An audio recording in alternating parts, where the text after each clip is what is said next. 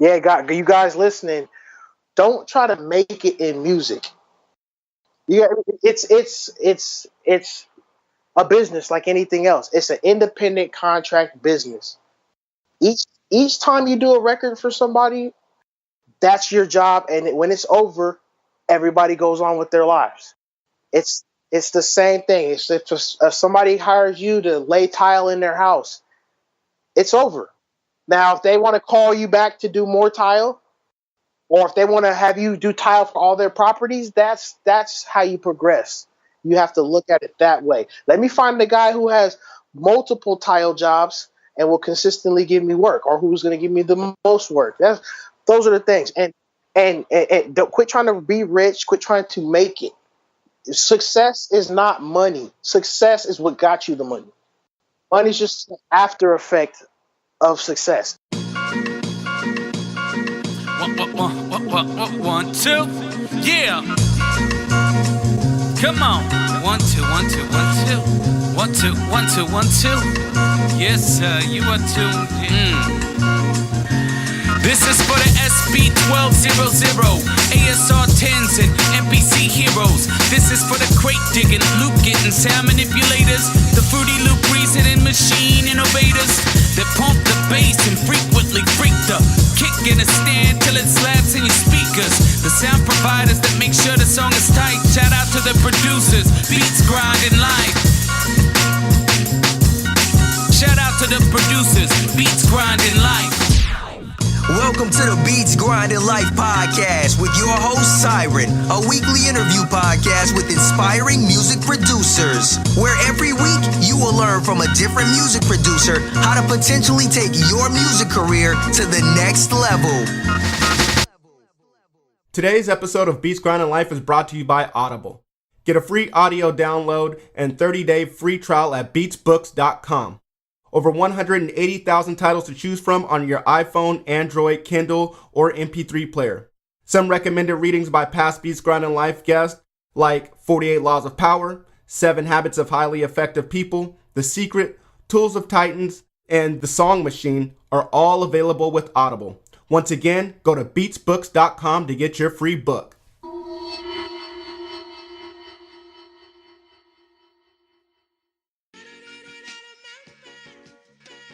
What's up, Beat Grinders? This is Siren Beats, the host of this podcast, Beats Grinding Life, a podcast dedicated to educating, connecting, and guiding producers of all levels all around the world. This week, we have with us Nikkel Plate. Nikkel Plate is a music producer, composer, and engineer based out of Bakersfield, California. In the studio, he is shown to be multi-facet by doing a little of everything. Nikkel Plate's versatility extends outside of the studio as well. He's a bodybuilder, physical trainer, and an enthusiast of barbecue meats. You may have seen him on Big Bad BBQ on the Cooking Channel. The California producer has credits with Lloyd Banks, the Four Horsemen, which is comprised of Ras Kass, Kurupt, Killah Priest, Canibus, and more. Yo, Nikkel Plate, what's up, man? Oh man, just taking it day by day, sir. I hear that, man. That's what's up. That's all you can do, man. Yeah, I'm in good spirits, man. I can't complain. That's what's up, man. I'm glad to hear that, man. Happy to hear that, man. Happy to hear that you're in good spirits, man. It's better to be there than on the other side, man. So, welcome to Beats Grinding Life, man. Man, first of all, thanks for having me. Anybody listening, thank you for listening. And I'm excited to do this, man. That's what's up, man. Well, I just read a brief intro of you, man. Let the listeners know just a little bit about who you are, man. Why don't you tell us a fun fact that we may not know about you already? I don't. I'm a very analog guy. I Nice. build cars, classic cars. Okay. And just do old people stuff. as a somewhat young person. Right. That's what's up, man. Well, I'm feeling that, man. Sounds like you got lots of hobbies, man. Lots of things on your plate to keep you occupied, man. Oh yeah, I try to divide the time up as much as I can, man. I like staying busy. That's what's up, man. All right. Well, here on Beats Grinding Life, man, we know that before you know, you started doing all the stuff that you're already doing now, man. You somehow got into music when you were younger, I'm sure, man. And we just want to know, what is your musical origin story, man? How did you get into music, and what made you want to get into music production? When I was a kid,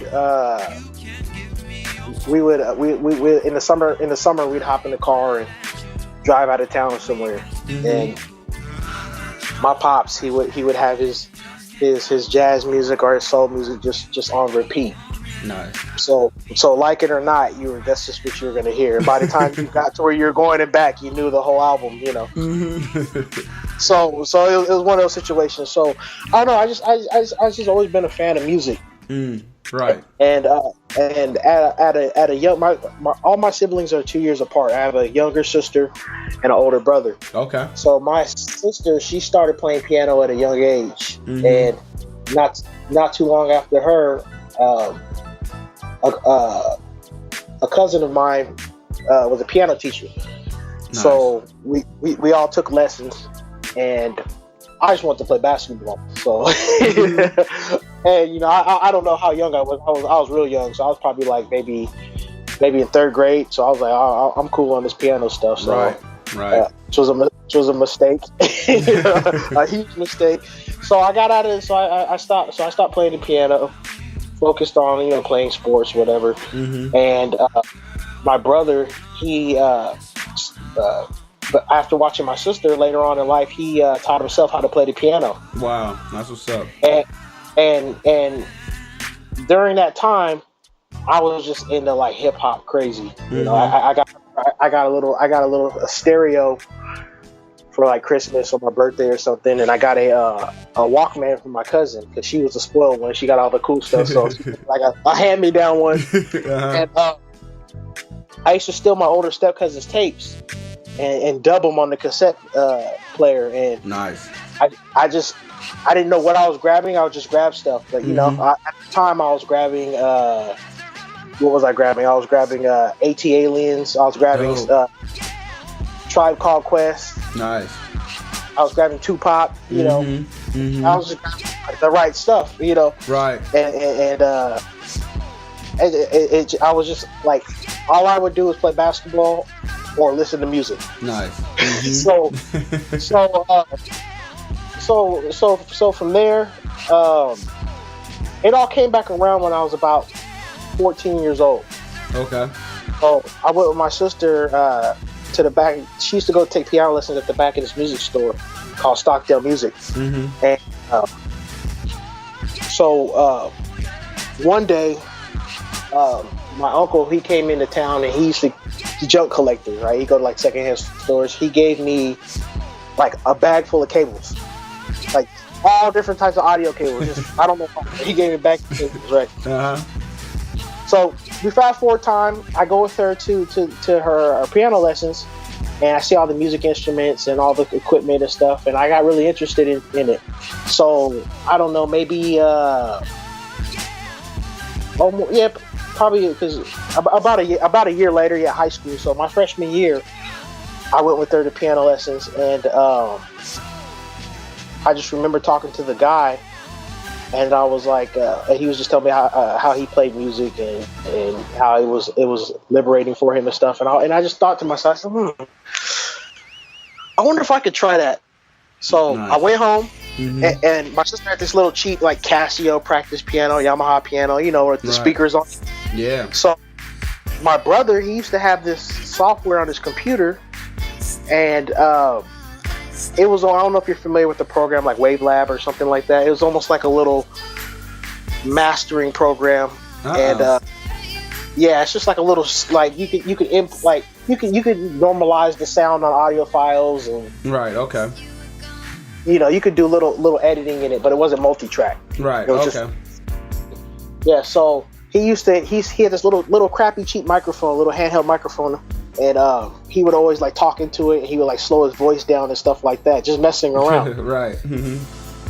So after talking to that guy at the store, I thought about it. I was like, I got this bag of cables and I had this keyboard. I said, what would happen if I plug this into the back of the sound card?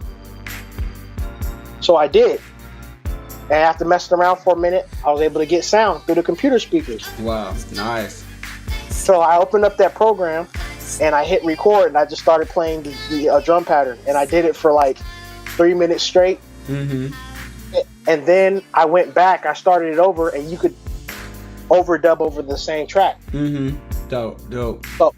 So I added, another instrument, and I added another one. And mind you, I'm playing this all the way through, so there's no That's crazy. There's no grid, there's no quantizers, there's no sequencing, there's no nothing. So I'm just playing it through, and I just remember being excited about it. And I remember calling my family into the room, like, "Mom, Dad, check this out." They're like, "That's whack." Right. They're like, "That's." So I'm like, "Get out!" Slam the door. I'm like, "Get out!"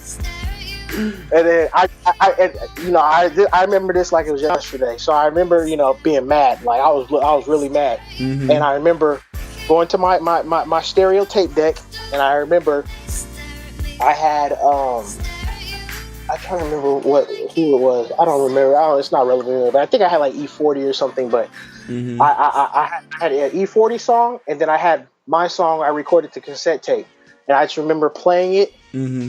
and then stopping it and playing the other tape, and just going back and forth. Mm-hmm. And I did that for like 10 minutes. I was like, "Yeah, I'm whack." Gotta get better. So here's the crazy thing. The crazy thing is I figured out sequencing on my own. Mm-hmm. So just kind of use Logic and I figured it out. So I spent time thinking about, okay, how can I make it to where I can have these sounds? If I mess up, I can get rid of this sound but keep everything else. Right. So I'm like, let me talk to the guy at Stockdale Music. So I go with my sister to piano lessons, and I'm talking to the guy, and I'm like trying to explain to him what a sequencer is. I don't know what it is. So I'm trying to get him to meet me halfway. So I'm just talking, and it took him like 10 minutes. He goes, "Oh, you mean an audio sequencer?" He's like, "Oh, we have programs," and he pulls the one off the shelf. It's like what was it? It was like Acid Vegas or something like that. It was something crazy. It was like $500 or something like that. Damn. And for me, $500 like 10 million. So I was like, that's not gonna work for me, Chief. So he goes, we have a it's like a watered down version of it. It's called Acid DJ. You can try that. Nice. I said, "Well, how much?" And he's getting ready to ring it up. And I'm like, I'm looking at my pocket, like, "You paying for it?" He was like, "This was only $50." Nice. And he run back there and have your mom get it. I said, "Oh, you don't know my mom." I said $50. He said, "Yeah." I said, "Okay, that's all I need to know." So I went out and I was just like calling people, like, "Let me cut your grass. Let me do whatever I gotta do to get $50." Nice. Mm-hmm. I end up getting $50, and I go down there. I get the software.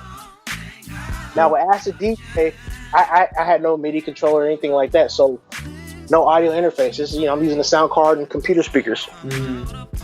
So in Acid DJ, you have to take the actual samples that come with it, and you have to place them on a grid. Okay. So that's how I learned about actually sequencing and quantizing and all that stuff, and 1/16 notes, 8 notes, half notes, quarter stuff. So you couldn't record into it at all. I didn't have the means to do so. Oh, I got you. I see what you're saying. Yeah, that's how I was making making my music. So I was like, okay. So I was rocking with that for a little while, and let's fast forward a little time. So we're now in my junior year of high school, and during that time and stuff, I was kind of making beats, but I wasn't telling anybody because I thought I was terrible. I knew I was. Right. So I had like a little rap crew and all that stuff and everything. And I remember I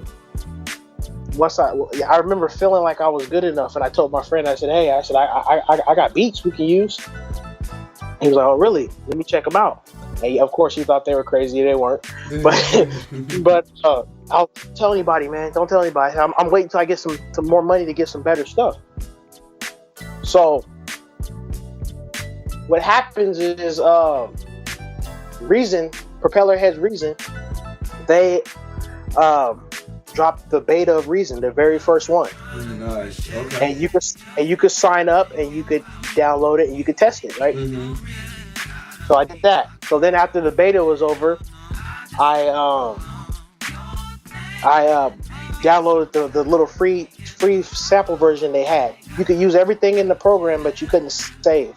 Okay. So, you know, and again, fast forward time, I've learned a few things, and you know, I got a few things. So, I got a MIDI controller. Okay. Well, by this point, but so I end up I'd make a beat, try to mix it the best I could, and then I would export it. Okay. Nice. The kind of backtrack to go back to when you were saying, so could I record and ask the DJ or not? I was recording vocals in it. Dope.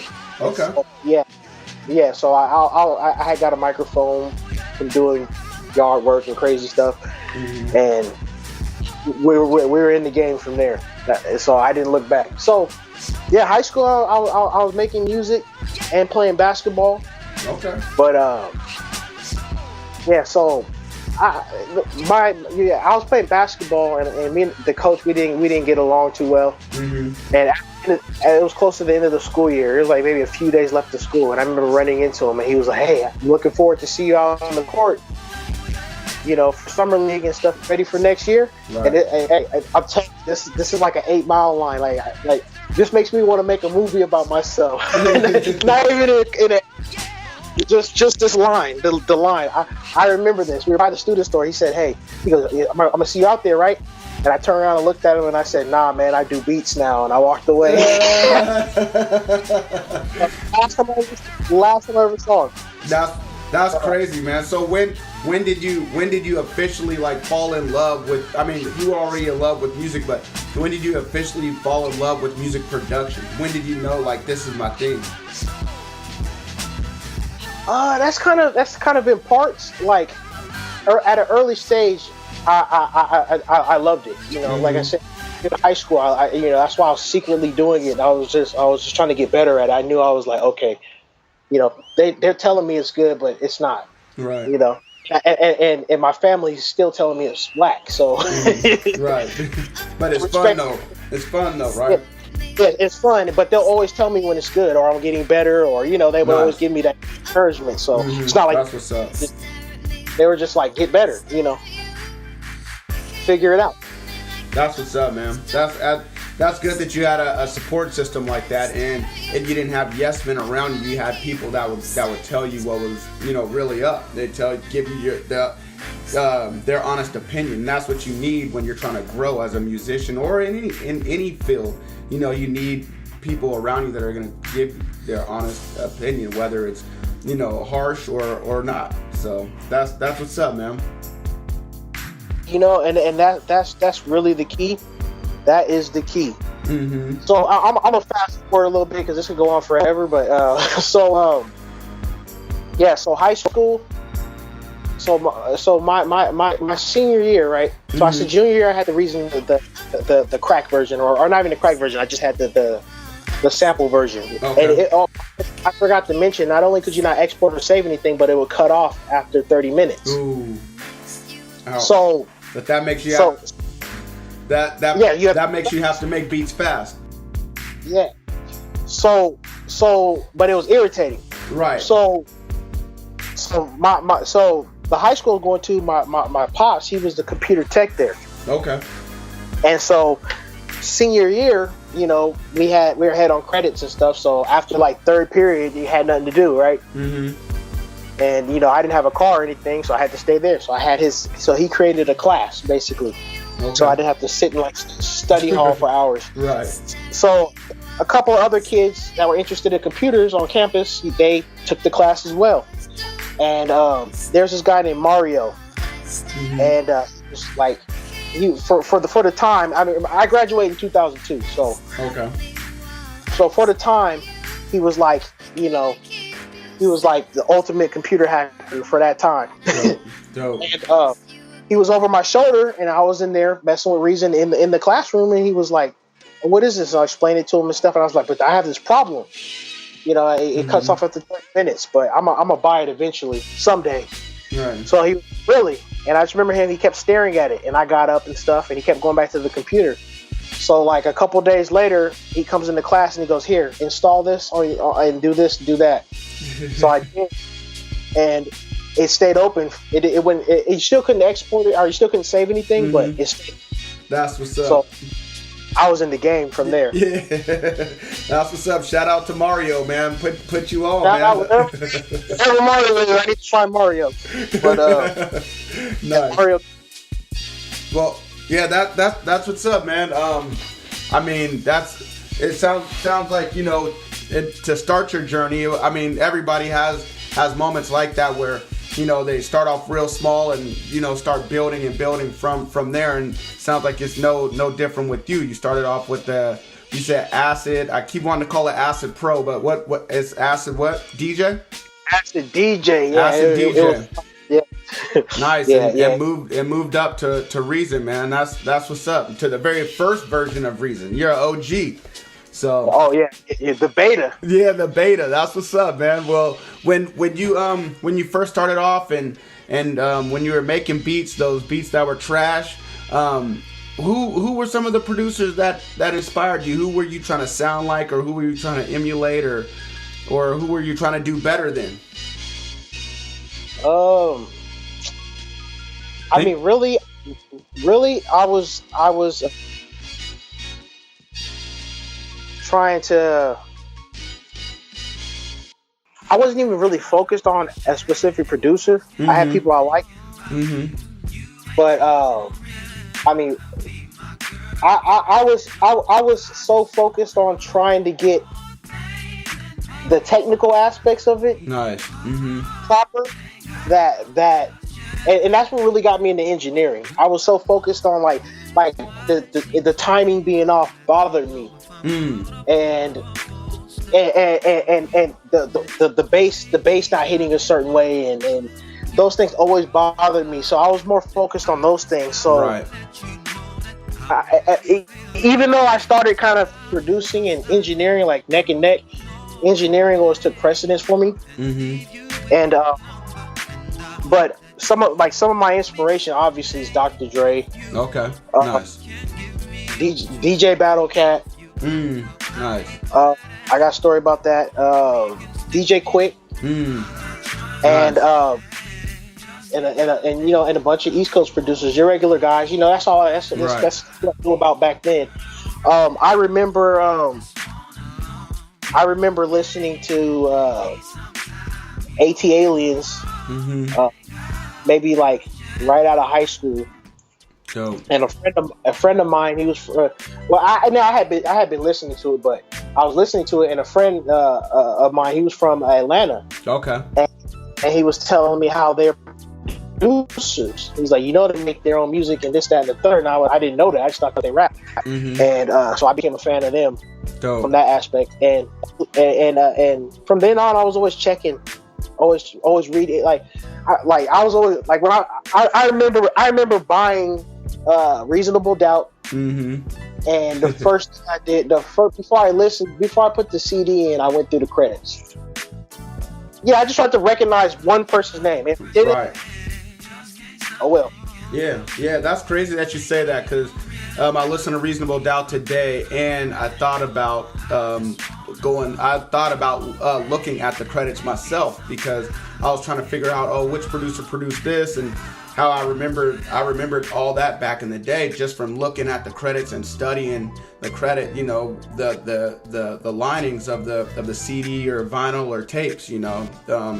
And back then you were able to do that. Now not so much with everything so digital, but you know, just being a music nerd, that's one thing that music nerds do, you know, is you listen, as you're listening to the music for the first time, you're looking inside the CD and looking at all the credits. So I can definitely relate to that, man.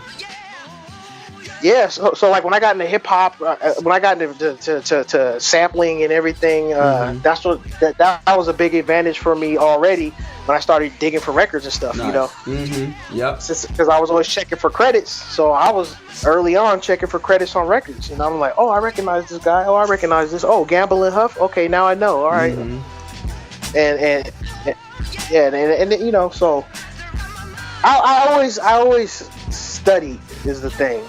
I still do. Nice. Still do. Got to, man. Got to. The moment you stop learning is the moment you give up. Yeah. Got to. One thing I want to run back to one thing that I think I asked you. When I asked you who your influences were, you said that you weren't really focused on using anyone else's music to create your own. Is that a hindrance, or was that a bonus for you? And the only reason why I asked that is because when I first started, my whole thing was not biting anybody else, so I didn't really want to sound like anybody else, and I think it kind of helped me because when people listen to my music, you know, they were in a positive way. They're like, wow, this doesn't sound like anything else that I've heard. So I want to know from you, did that help you or did that hinder you? I mean, that's kind of a generic answer of neither, because I mean, I still had my influence. It just depends on what I felt, you know, at the time. But I mean, the thing is, when you start making music, you only know you only know what hip hop is because you're listening to what somebody else made before you. Right. So to some degree, you're gonna have to. You're gonna even if it's subconsciously. But yeah, I definitely was that was always a concern of mine, is like sounding like somebody else. But I had my fair share of fake Dr. Dre beats, and what's funny is but what was more interesting and a challenge to me about so here's the thing, when I would make Dr. Dre beats, it wasn't just about making a beat that sounds like Dr. Dre. It was trying to figure out how he makes his beats sound like that. Right. Nice. So and that's a quick deterrent to not try to be like Dr. Dre, because you know my terrible sounding snare and flat drums just don't, you know.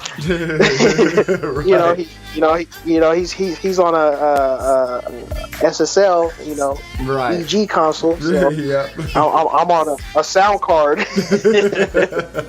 Right. Yeah. Never gonna get to that level. I mean, as far as with that sound card. So I feel you on that, man. That's. But to be honest though,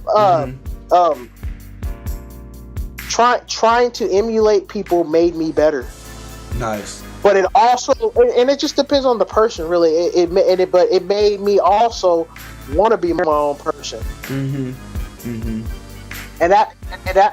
in maneuvering this industry, that was always a problem. Was that when you play stuff for people, they gravitate to a style of beat that you have, and they want 10 more like that. Right. And it's like, I make what I feel. I'm not Little John. I don't I don't have the same sounds in every. I always made it a point to use different sounds. Literally nowadays, I kind of myself to kind of have some kind of style cues, but I always just like I have stuff that you would be like, you didn't make that. Right. Yeah. I just felt the music. Right. Right. Or I mean, I got this, and I'm probably sure you got it as well. You made that? Oh yeah. Yeah. That face that you made that? Right. Man, well that's what's up, man. Well, Nikkel Plate, man, I just want to let you know that I'm definitely having a good time chatting it up with you, man. I mean, this is great because I'm able to go back. You're taking me on a journey of not only what you did, but it's taking me back to what I used to do. It feels like we kind of have a similar path, man, and I'm definitely enjoying it.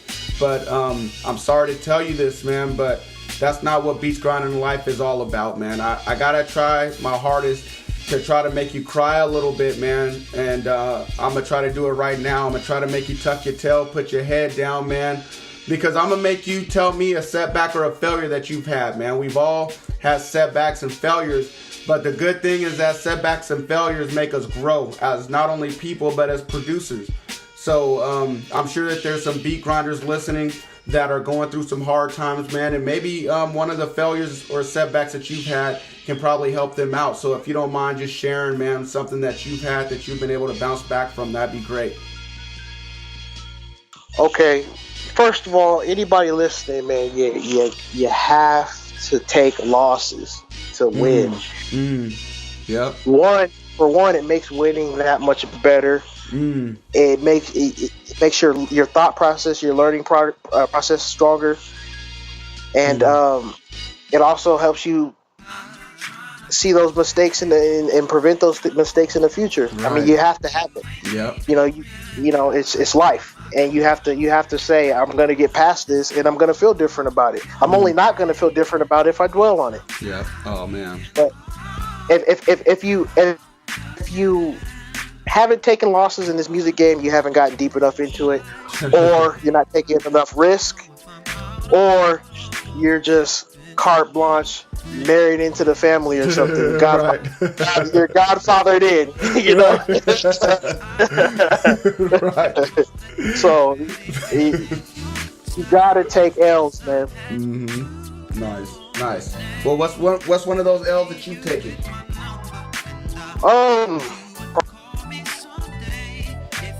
Man, there's so many. Everybody says pertaining that. To music, pertaining to music, man. I started off interning at studios and commuting from Bakersfield a couple times a week, and from there moving. I started at a country western studio and moved up from there to. I have a story for that. I don't know if you want to hear it later or not, but I have a story about how I got into all the studio stuff. But definitely. Anyway, I ended up working at one of at the time, I found this out later through a group in Facebook, but we all reunited. But the studio was the number 2 studio in the world at the time I was working there, so that's why I was seeing everybody. And anyway, I'm on cloud 9, man. And I have some different situations happen, a couple deals here and there and everything. And then Bakersfield just starts slowly pulling me back.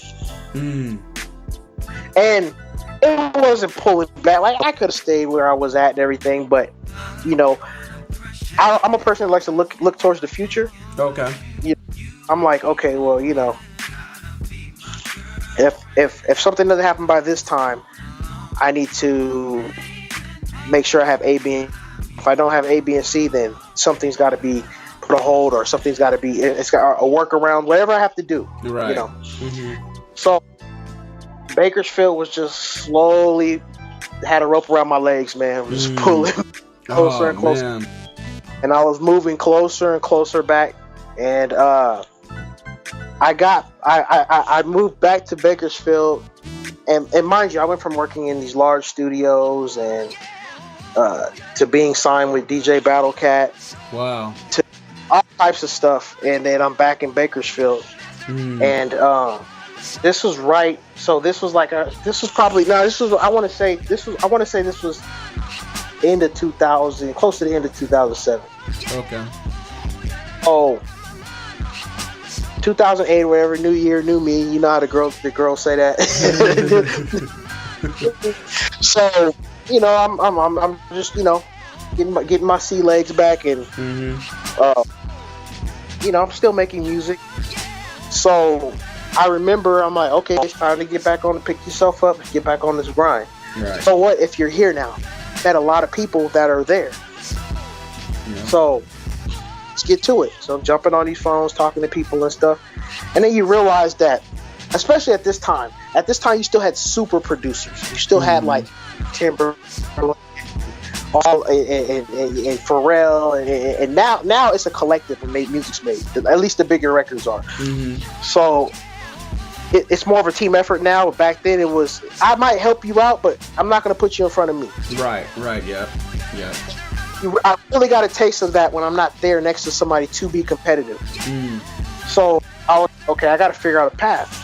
So I remember trying everything. I'm on my phone, I'm looking at YouTube, I'm Googling stuff, and I learned that A&Rs, you know, are pretty good guys, you know, to know. Mm-hmm. So remember Googling A&Rs emails. That's what I would type in Google. A&R email, hip hop, stuff like that. And I'm just looking for. And I remember coming across an interview, and this guy was like, "Hey, we're with Dre McKenzie, the lead A&R over at G Unit Records." And this is when, you know, G Unit was on fire. And they were like, "Hey,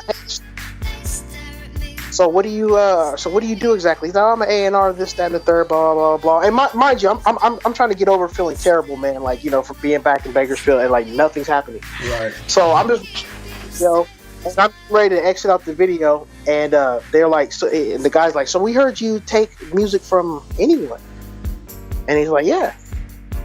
Dope. But you know, he goes, "You gotta figure out how to get in contact with me." So that's all. That's all I did. That's all I know, right? That's the opening. Yeah, so I remember I just wrote out information. I mean, I just wrote his name down on information, right, and I just put it away. So then between that time, man, just, you know, I had a little money saved up, and then I just got hit. You know, we all know how that goes. Hit with financial troubles, you know. My wallet disintegrated because my wallet died. Because life happens. Yeah, my wallet died of starvation. Had to put in the rest. You know, why am I carrying this around? Like, you know. Right. And yeah, and during that time, man, it was tough, man, because it's worse when you've had a taste of something, you know. Oh, I bet. Yeah. Yep. And you know, and it's, you know, it's almost like the walk of shame too thing, because you know how certain family members or people are just in general that are, you know, they're saying, "Oh, I hear you doing your thing, man, keep it up," but they really, you know, are like, "Oh, this ain't gonna work," you know. Right. Yep. And you want to prove them wrong, and then you say, "Were they right?" Right. Yeah. Oh man. And all that. So yeah, that was a low part, but here's the up side of it. So, you know, I wrote down that information, and, you know, I had some financial troubles, and I'm like, you know what, man, let's just I got nothing else to lose, man. So again, I went back on the search, and I had a list of different people. I sent out a bunch of emails, and then I had the Dre McKenzie's name, right? I Googled G Unit Records on Google Maps, and it says, "Oh, it's across the street from Madison Square Garden, New York." I get the address, right? And this was the time where they were telling people that you have to have a bio, and you gotta have a front to back jewel case CD cover and all this crap when you sit demo. All this crap that's not even true. So at this point, I just didn't care, man. So what I did was I just took almost 50 beats, a minute and a half snippets, burned them on a CD, sloppy handwriting, wrote my name on it and all my contact information, right? Put it in a clear case, dropped it in a manila envelope. I put G Unit Records address on it, and I put "Attention Dre McKenzie," and I sent it in, right? Dope. So a couple months go by, and I'll never forget this. My young cousins, they're younger, they're like 12 or something, and they're in town from Florida, and they think they can do R&B and try to sing. So we're in here just messing around. It's probably like it's probably midsummer. No, it was probably August in the summer, and my phone rings, and it's a New York number, and I answer it, and this guy's like, "Yo, Nikkel, baby, what's happening?" I'm like, "Who's this?" And he's like, "It's Dre from G Unit," and I'm like, you know. Weren't expecting that. It's like when a job calls for a job interview, and you're like in the beer in your underwear. So I was kind of like, "Oh." So I got real proper, you know, and we were talking and stuff, and he was just like, "Man, you know, you're crazy. I love your music, man, blah, blah, blah, whatever. And he was like, "Hey, you know, like, can you send 10 beats a week?"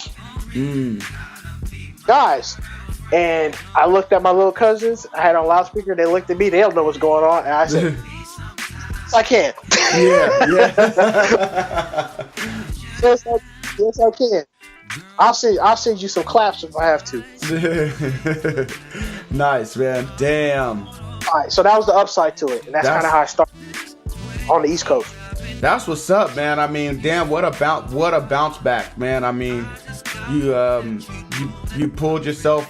I mean, like you said before in the beginning, you know, one thing is that, you know, you're gonna take some L's, but you can't dwell on it. And you took a major L, you know, by going back home, and you could have dwelled on it, and you could have probably just let music be the past, you know, and just said, well, I tried that and it didn't work out.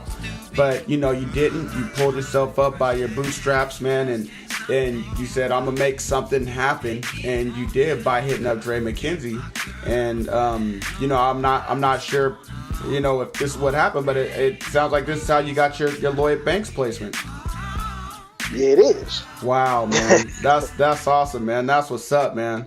Wow, man, you made it happen yourself, man. That's what's up, man. Beat Grinders, I hope you guys are hearing this. If you guys are down in the dumps for whatever reason it may be, or, you know, if you guys just aren't feeling like the music is really, you know, going anywhere, you know, maybe you need to, you know, pivot, make another move, and do something like what Nikkel did, and man, try to hit somebody up or put yourself out there, and who knows what could happen. Who knows, you know, anything can happen. So thank you for sharing that story, Nikkel Plate. Really appreciate it, man. No problem. Yeah, you guys listening, don't try to make it in music. Try to do it better. Yeah, it's a business like anything else. It's an independent contract business. Right. Each time you do a record for somebody, that's your job, and when it's over, everybody goes on with their lives. Right. Yeah. It's the same thing. It's if somebody hires you to lay tile in their house, it's over.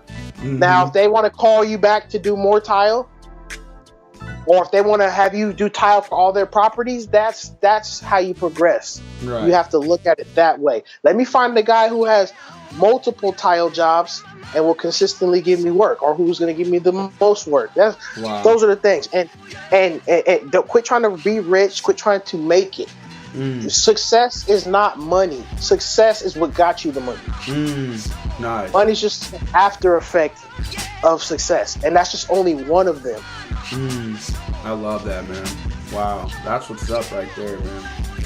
Thank you for that. That's a gem. That is definitely a major gem right there, man. Thank you for that.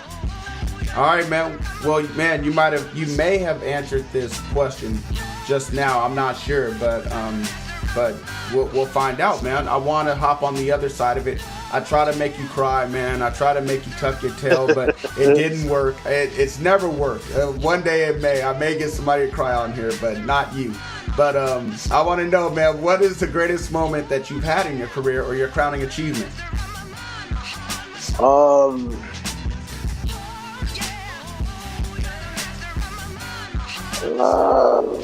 I would say building my setup. Nice. Which it's a very nice one, man. I haven't seen it all, but from what I have seen, it's pretty nice, man. It's yeah. I mean, looks like a full-blown studio, man. I mean, a professional-looking studio, I should say. Yeah, I got some goodies over here. I'm not gonna lie. I got a couple things over here. That's what's up, man. That is what's up. Well, man, I gotta ask you, man, because I mean, from what I've seen, it looks like you're in a ranch, or like you're off on a farm or something, man. But great space, great location. Is the whole thing a studio or just a portion? The whole back half of my place is a studio. Wow. Okay. And the goal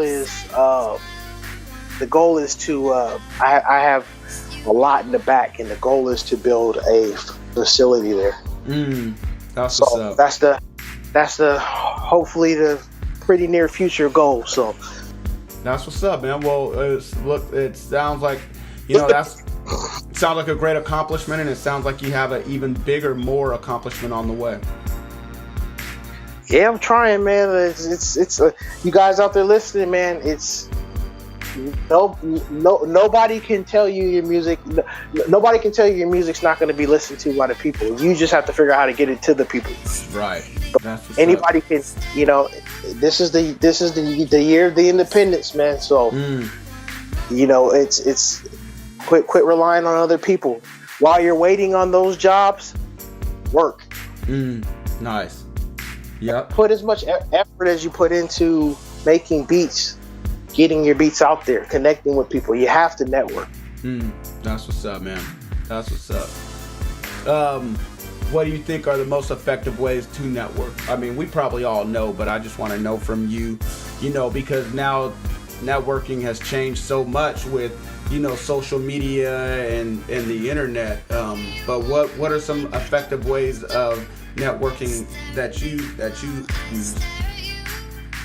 I'm terrible on social media, but I use social media the way it's supposed to be used, but apparently young people tell me that I'm using it wrong. No, I'm eating a sandwich. I posted it. No, you're not supposed to do that. You're supposed to say this. And you're supposed to say the bread is motivation because you want to get bread. You know, you know. All right. But yeah. So I mean, like me. That's actually a really good question because you know, I have friends and stuff who come make the drive and come out here regularly and stuff, and some of the independent and personal projects we're trying to do, you know, I had to tell some of them, like, hey, quit calling me to ask me how cold the water is when you live next to the ocean. Wow. and by having that talk with people, we've all thought of different things you can do, as for at least out here where I'm at, in Los Angeles and stuff. And I mean, you going to showcase it. But see, here's the thing though. Are you trying to meet industry people, or are you just trying to meet like-minded people? If you're trying to meet like-minded people, you know, out here we have the Knitting Factory. We have just local shows. And the best part is you can go on social media and you can find these local shows and spots where people perform and go and talk to people. Me, I like the hand-to-hand combat. Okay. I put, you know, face-to-face and talk with people. But it's really just going to be about just getting to know people on a personal level, and once that happens, you know, you're going to meet somebody who knows somebody, and that's how it goes. There's really no formula to it, man, except just be genuine and you know, don't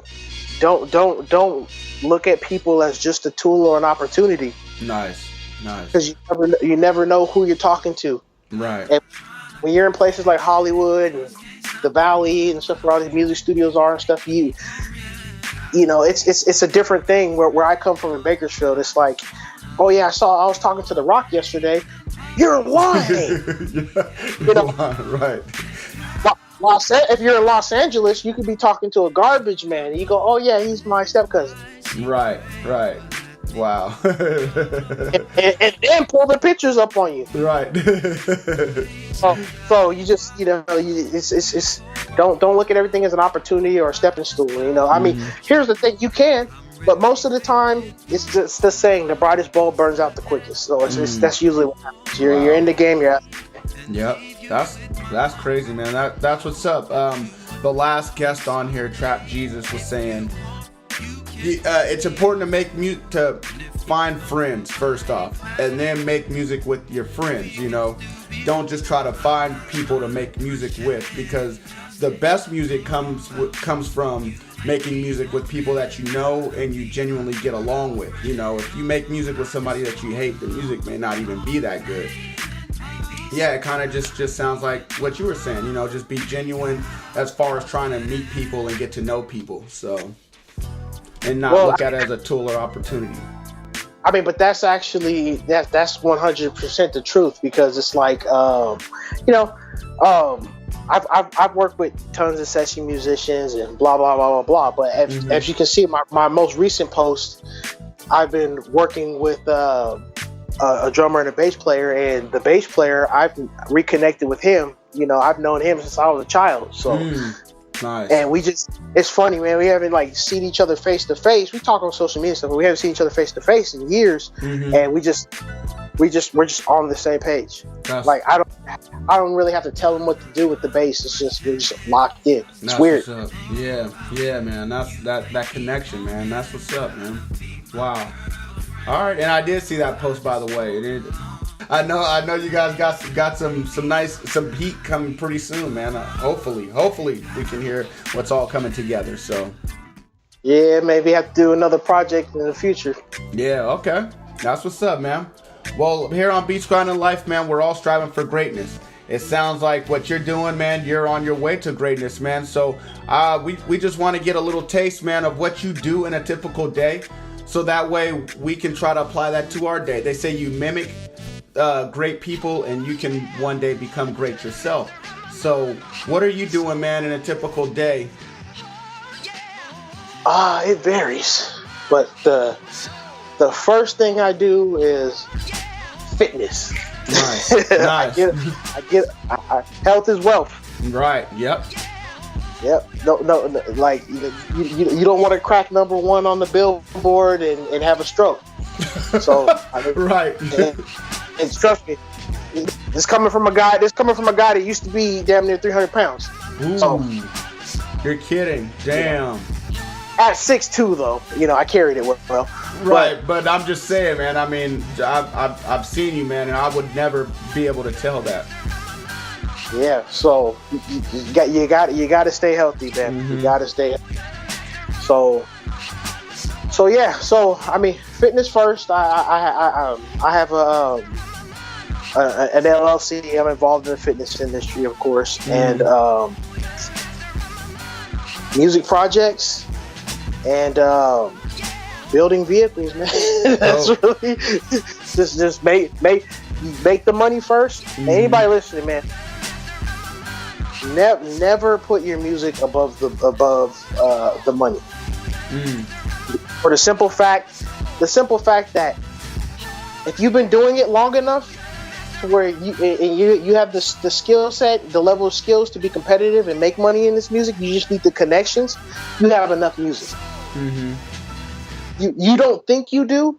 What's old to you is new to everyone else. Right. Yep. So never turn down an opportunity to make your money.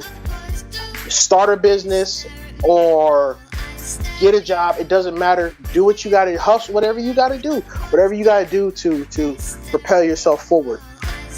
Do it. But don't put your health above. Don't put your health behind money, and don't put your music in front of money. I love that. Wow, that's dope right there. That's definitely something that I needed to hear at this moment. I'm struggling right now with man. I mean, I love working out. I'm a workout fiend. You can't keep me out the gym, but at the same time, I do spend like 2.5 hours in the gym a day. And so at this point I'm like, I've been thinking, man, should I even work out? Because I got this music, I got Beats Grinding Life, I also got a day job, something's got to go, and so I don't want to give up working out, and so I got to figure something out. I did try an hour. I did try an hour yesterday, and I felt good getting out of there and then getting on the beats and whatnot. But yeah, you said health is wealth. Health comes first, and so that's definitely something I needed to hear, man. Yeah, because and here's the funny thing, guys. Like this whole time I'm working with G Unit, this whole time I'm working with this person, or I'm got a potential situation, or it's looking promising. My studio was fried. I barely had what you could call a studio. Wow. I only have all of this stuff now because I didn't put my health on the back burner, and I didn't put money. I didn't put the money behind the music. Wow. I put the money behind it. Yeah, you know what I'm saying? Yeah, I got you. So it's there's never any pressure to do music now, and it's probably the best feeling in the world. Wow, man. I just like, so music is a waiting game, guys. If you look at the kid who did the Old Town Road record, Little Nas X, right? Mm-hmm. He an interesting post. You should share this on your page. So he posted a screenshot, and at the top it says 8 months apart. He had, I don't know, 25 posts, and he had 1,200 followers. 8 months later, 1,075 posts. Wow. So, yeah. Wow. What you're saying is it can happen in that short amount of time. So don't be in a rush, because get everything in order first. And then when it's time to hit it hard, you can hit it hard and you can get that success. And if you stay on the path, and you're smart about your path, and you're not afraid to maneuver or adjust or start over, you're gonna find your way home. If home is east, as long as you're headed east, you might have to go northeast a little bit. Right, right. Make some adjustments. Right. But as long as you're going east, that's the thing. You don't want to take a train when you need a boat. So again, there's no pressure, and it's funny. So now that there's no pressure, and I'm able to get things that I need, and this, that, and the third, now the opportunities are, my phone's ringing now. Right. So it's weird how things work, man. And one of the reasons why you hit me up, I guess, my Venice Beach Cruiser project, that's really what actually got me really back into music. I never stopped making music, but trying to be in this industry, I kind of just, lost touch with it, was focused on my business and doing other things with fitness, and it just changed hustles, guys. Changed hustles, and same energy, same work ethic, same realistic, goals, and that's what happened. So music just kind of, once I decided to do the Venice Beach Cruiser project. Can I tell you the story real quick? Yes, please. Yeah. So, 2013. Long story short, 2013. I was working with, I would say 2012. Have you ever heard of a website called Producer Marketplace, PNP Worldwide? Yeah, oh yeah. I was on that for a minute. So I was on PNP Worldwide, and paying for like the cheapest subscription you can get. Like $50 a month or something like that. I was paying for that, and they heard, somebody did the research, and they contacted me, and they were like, based off some of your work experience in the music industry, we're going to put you in the feature producer section. Nice. But that was cool because it was limited to like 50 people or something around there and whatnot. Right. So, and there's some heavy hitters in there. So I started getting a lot of emails from people and stuff, just like independent artists and things like that. So this guy contacts me and says he wants this beat. He just wants to know if he could just have it off GP, just to demo it. And I said, cool, sure. So I let him use the beat. And, just gave him a 2-track of it. Right. And he did it was pretty dope. And he was like, yeah, my name's Imani. And I said, your name sounds familiar. And then I looked him up. I said, oh, okay. So he used to do like early Joe Budden records and stuff. He did a lot of singing for Joe Budden. Okay. So he's an independent New York artist, whatever, R&B singer. So his manager calls me, and he's like, hey, want to know if we can figure something out. We could, work together, blah, blah, blah. So long story short, his name's Kurt. I still deal with Kurt to this day. Nice. Solid guy. But so Kurt, he starts managing me, whatever. We're working on the Jada Kiss's project, Top 5 Dead or Alive. And we're working on this project 3 years before it even came out. See that guy, you guys listening? That's why I really want to kind of tell this story. And I'm going to get to the Venice Beach Cruiser, but we were working on Jada Kiss for 3 years. Twice I had the single. Then nothing. Wow. I don't know if he changed his mind. I don't know what, but it just then nothing.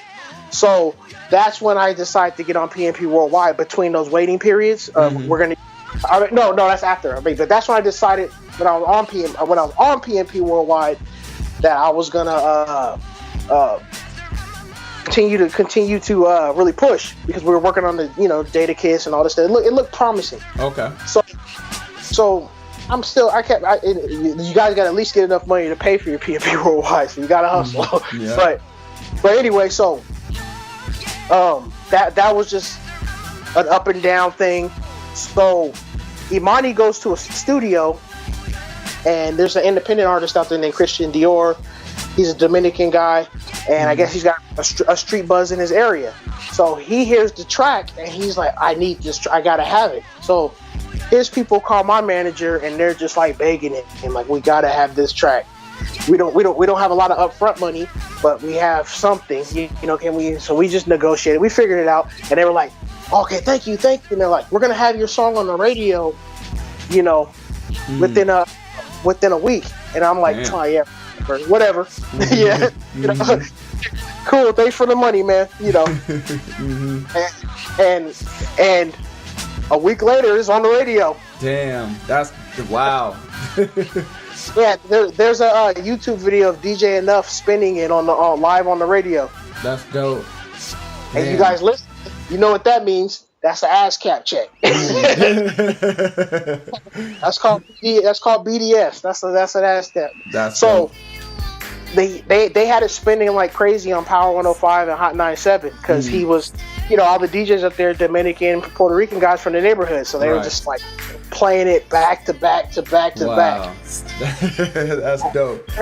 So I got a couple cool royalty checks off of that.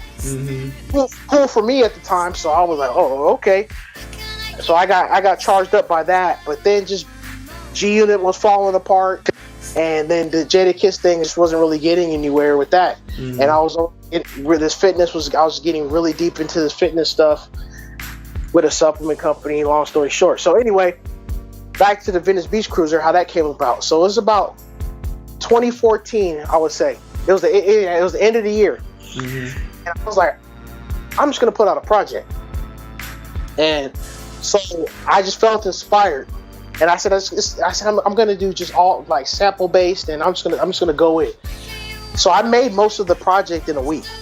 Damn.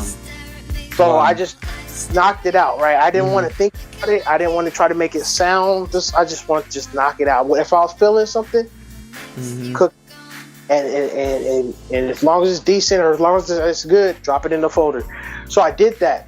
So my good friend Alex, who executive produced the project, I sent him everything. So I sent him the roughs of it, and he thought it was great, and he bugged me from that day forward up until 2016. And I would always tell him, like, and by that time I was frustrated with the music business. Like, I got tired of catching fish and the line breaks when I'm pulling it out the water. Right.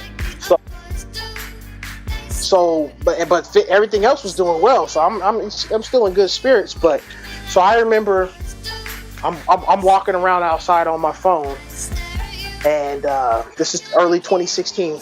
And Alex is like, man, you just need to put that project out. And I kind of snapped at him. I'm like, man, I got to do this. You don't understand what I got to do this. Blah, blah, blah. and then he was, and I said, I'm doing all this by myself. And you're telling me to add something else, to the pile. Right. And he goes, I'll executive produce it for you. Dope. I was like, what's executive producing? And I know what it is, but I didn't know. He knew it. He was like, I'll do this.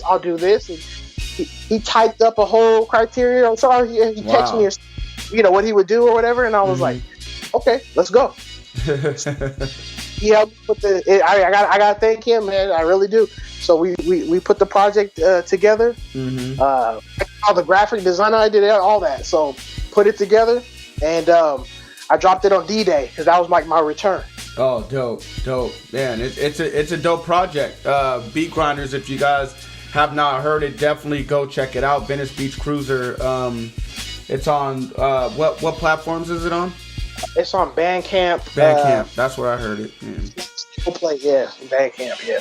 Okay, yeah. You guys definitely go check it out. I mean, I can't believe, it doesn't sound dated at all. So I can't believe that you made it that long ago. But dope project, man. yeah, so after we finished that up, and that was like my return, and then from there, my phone started ringing. Nice. And you guys listening, like I'm getting to some points here, man, and so my phone starts ringing, and it's people that when I was out in LA, I met some people. I signed with Battle Cat and some other people, and I did my thing, but I met a lot of people trying to do what I'm doing. Mm-hmm. Nice. From Los Angeles, I met people from Texas, from everywhere, right? Right. I met people that were these guys are gonna blow up soon. They're big in the street. All those people. Mm-hmm. And in this time of me taking a break, these people have gotten deals. They've gotten situations. They kept that grind going, and they lived in the area, and they built it up. Right. So I have so many stories about people now, like good friends now that are just they're Grammy nominated now. It's just great to see. It's great. So that's why your network is important, man, and your competition is your ally. Nice. These same people are, if they stick with it, somebody's gonna make it. Yep. Because when in the streets, even in the streets, when you get to a certain skills level, you're only gonna hang around a certain skill level. Right. It's just how it works. It's how it works. Birds of a feather flock together. Yeah, just how it works. People are gonna invite you to do beat showcases, or you're gonna go to events, and you're gonna be there, and somebody's gonna blow up. Right. So you guys gotta remember that. You gotta remember that. Stop looking at people as your competition and look at them as your network. You're two different people. You can both be on the same album. So right, yeah. You guys collab and be on the same song. Yeah. Or you get on the album, and then you say, "Hey, come add something so you can be on the album." Right. Yep. And you can negotiate points, but you can negotiate points. You might barely give them any points, but you're throwing them a bone as far as their resume, and that's a powerful thing. That's like giving them money. So, I mean, you guys have to help each other. Can lead to potential money in the future. Yeah, you have to, and there's people that do it, but there's not a lot of people that do it. But there's people that do it. But yeah, so people start on the phone and saying you're back, and I got back into music. Well, that's cool, man. Thanks to your boy Alex. He sounds like he pushed you, on the right. He pushed you back towards it, man.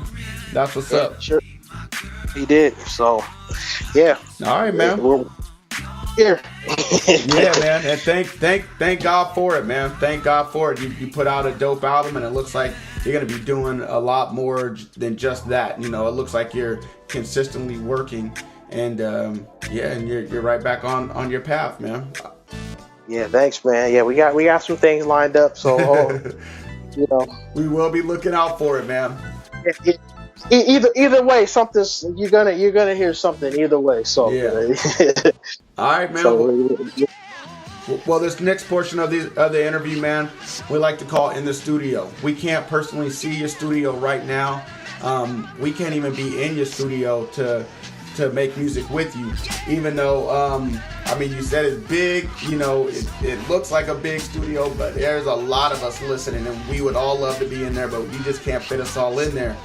But the next best thing is this portion where you get to tell us what you have in there, how you use it, and what else you do with it, man. So I want to know, man, what do you do when you first start crafting beats?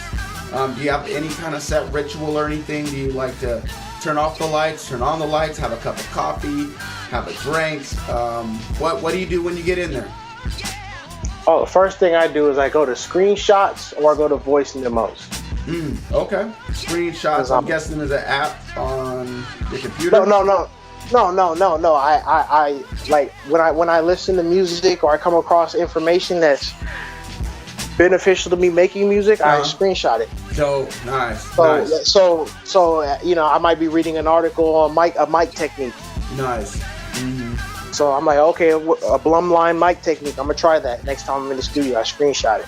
So I'll screenshot a bunch of different things, and then I'll go through them, and then I'll say, okay, this is what, based off how I feel and who's here and what I want to do, this is where I'm gonna start. Dope. Nice. Sometimes I'll do that. Sometimes it'll be a screenshot of a dope song I heard on YouTube or somewhere. Sometimes it'll be a a voicemail of me humming a melody or beatboxing. Dope, man. I love that answer.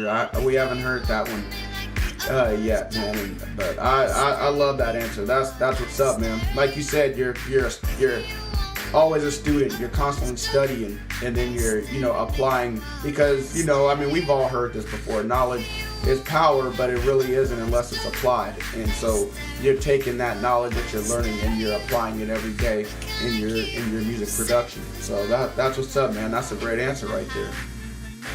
Thank you. Man, thank you, man. I'm definitely gonna take that and apply it to what I'm doing. So, man, what's a not so secret weapon that you got in your studio? Reason. Still on Reason. That's what's up. All right, man. Well, you already named one thing that you got in there. If you can, man, can you just let us know what else you have in your arsenal? What's all in your toolbox these days? Well, I have, as far as musical instruments, currently I have a old school sampler, which is an EPS 16 Plus by Insonic, and Bob Deep made their first album on one of those. Wow, that's what's up. Yeah, you sampling your stuff at a high speed, then you slow it down. That's how you get the dirtiness. So that's my tool for those dirty drums. Okay. That's what's up. You can do all that stuff with distortion and plugins as well. Just letting y'all know that. So, but this has an out of the. You want the real deal. Yeah, this has an out of the box fatness. No EQing necessary, and it just has its own unique sound of dirt.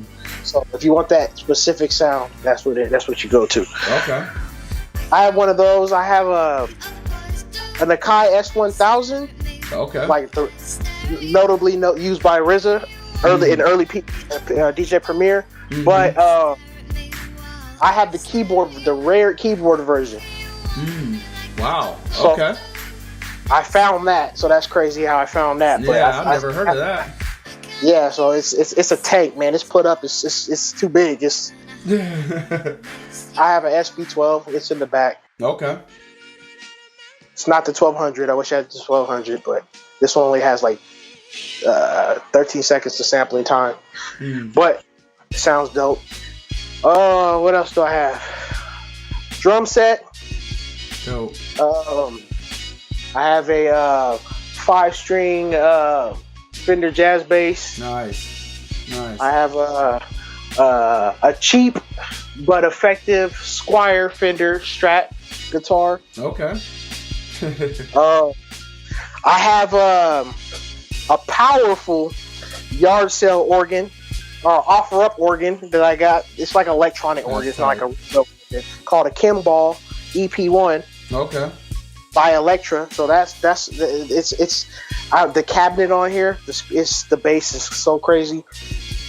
I throw a mic on there and it rivals like plug-in bass. Damn, I can believe it. Yeah, it's crazy. I have a 16-track multi-track tape machine. Okay.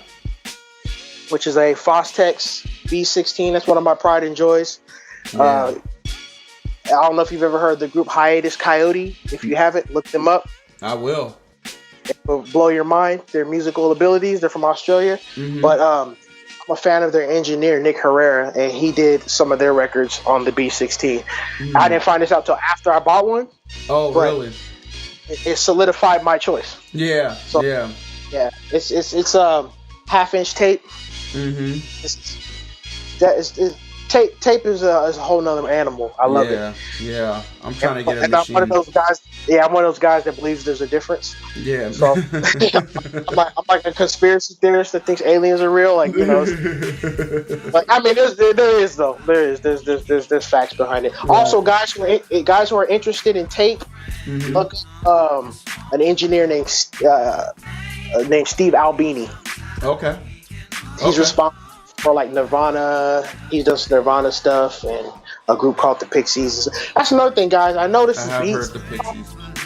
Yeah, I know this is hip hop and stuff, but honestly, man, I get especially on the engineering side, I get most of my techniques and miking, and I get all my stuff from non-hip hop media outlets. Right. That's key right there. That's what's up, man. And that's something that's definitely been shared on here multiple times. Whether producers are saying it directly or whether they're just expressing some of their influences, they definitely say that it's not just hip hop. I think Focus said if you had to eat the same food every single day, you would be sick of that food. You have to explore and you have to broaden your palate, and so you definitely you should do the same thing with music. And whatever you listen to, use those influences to bring it back to what you're doing. Matter of fact, Focus is the guy who got me to focus on producing instead of engineering. Oh, really? Yeah, I'll tell you that story real quick. Okay, so I'm working at the studio called the Enterprise, the studio I told you about earlier. Mm-hmm. So my manager at the time, Drew, he calls me and goes, "Hey, my roommate Donnie's working up the street at a studio. It's literally like up the street, like a quarter mile at the most." Okay. He goes, they need a runner. It's a paying gig, and I'm working off tips. So I'm like, all right, I'll take it. So I go up there. It's a studio called Pacifique. Okay. So in North Hollywood. So I go there, and these guys, Ken and Joe, the owners, they're like some Armenian guys, and they're like very crazy. They got like a bunch of guns laying around. They're like, shit. It wasn't even like a formal interview. They're just basically like, "Can you start now?" I'm like, okay. And they just hand me stuff. I'm like, all right, cool. So long story short, it's a 2-room facility, and they asked me they call me in and say, "Can you hook up MIDI? We have a client coming in, and we'd like to have all this equipment set up for him. And you make beats, right?" I said, "Yeah." He goes, "So you think you can hook all this up?" I said, "Yeah, sure." Nice. So set it all up, MIDI'd everything, and make sure everything checked out. A guy shows up. He's like, "My name is Focus." And I'm like, "I'm Nick." So Focus comes in. He sits down. He tells Ken and Joe, "Oh, this is perfect. I'm ready to go." They buy me lunch. They're like, "Good job," So long story short, Focus has been there probably a week. I'm getting ready to leave to go work at Enterprise. And I tell Donnie, they're all in the lounge, that I'm going to leave. And Donnie's like, "All right." And Donnie's like, you headed back to Bakersfield?" I said, "No, I'm headed to work." And Donnie was like, "All right, see you later." Focus was like, "What do you mean you're at work?" And I said, "No, I work up the street." He goes, "What do you mean? And where at?" I said, "Enterprise." So he goes, "Oh, I know Enterprise. You work there too?" I said, "Yeah." He goes, "Man, you're like a Jamaican." And I'll never forget, he's eating Taco Bell. He's like, "What do you do?" I said, "Huh?" He goes, "What do you do?" I said, "Oh, I sweep, I mop." "No, what do you do?" I said, "Oh." I said, "I engineer and I make beats." He goes, "Oh, you make beats?" He's like, you got a tape?" "Yes, I do." So I gave Focus a tape. And the reason why I brought this up as being a 2-room facility, because how it was set up, you'd have to go through one of the studios, and you'd have to go past the side of the console, go through the booth, go through the live area to get to the parking lot, and take out the patch or whatever. So they had Chris Stokes in the other room, and anybody, he's not the nicest guy. I didn't know that. I mean, I know he has a reputation for some other stuff, but I didn't know that. Yeah, it's right in line with all that. But so basically, Focus, you're about to get interrupted. So, but Focus, obviously, he's one of the coolest guys. So, I remember a couple of days going by, and I would see him in the hallway. He was busy too, but he would just be like, "Oh, what's up?" And he would go in the room. Because I had a lot of people say they'd give me feedback and stuff and never did. So I thought it was one of those situations because he kind of like almost brushed me off. One day I had to take out the trash. I go through his room, and I have these trash bags. And he's like, "Oh, I was just going to listen to your tape. Have a seat." And I'm like, "I got these trash. Let me take out the trash." He's like, "Have a seat." I'm like, "All right." So I sit down with these trash bags. And he starts going through my music, and he thinks they're crazy, and damn, he ends up wanting to get 3 of them from me for his artist, and blah blah blah. So the next day, he introduces me to a girl that's there buying beats from him, And her name is Shanta. She used to be signed with Dr. Dre in the early stages of Aftermath. Okay. She was on the song Dr. Doolittle soundtrack with Magoo and Timberland called Love to Love to Love You. If anybody wants to look. Yeah, of course, yeah. So, but at this time, she was in the real estate, so that's how she was making her money. But long story short, and see, this is why I talk about those few people, man. And you know, I respect Focus to the utmost for this, because I had my trash bags. Focus was like, come here. Right. And he was, y'all need to exchange numbers. Nice. So we exchanged numbers. She called me for a meeting, and it turns out she lives literally across the road from my in LA from my great uncle. Okay. But I haven't seen him forever, so I get to catch up with him, and then I'm walk across the street to my meeting. So we have the meeting and stuff, and she wants to give me a production deal. Damn. So long story short, she's like, get back to me, you know, and we'll get with the number, and we'll figure it out from there. I said, okay, cool. I don't know what to charge y'all. What's going on? That's the same thing I told Focus, because Focus was like, how much you want for these beats? And I said, I'm gonna be honest with you, man. This is your chance to either take, you know, get over on me or teach me something. And, right. he taught me something. So anyway, so I'm trying to call Focus to help me with this situation, or send me towards somebody that can help me with this situation. And I can't get a hold of this guy. He went back to Atlanta, and so I'm just like curving this girl. I'm just like stalling as much as I can. Oh man. And I remember she cussed me out in the driveway.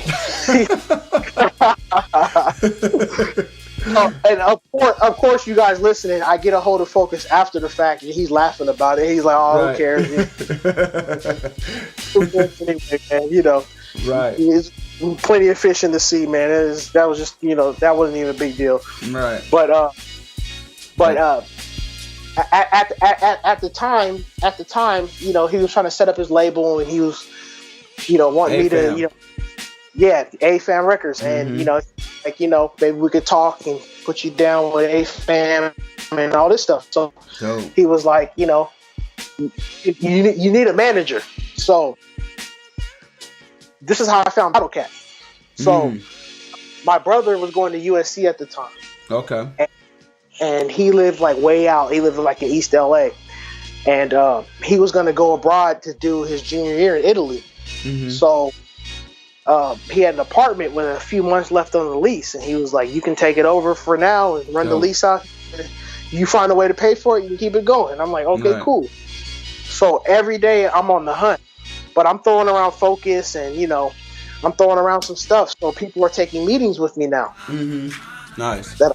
And so I just remember having the worst meetings ever, because not only am I looking for somebody to help me with the situation, I'm looking for somebody that can get me more work. Right. So they're all like, can you do Little John beats, and can you do this, and can you do, you know, they're always wanting me to do something that wasn't what I'm doing, my sound. Right.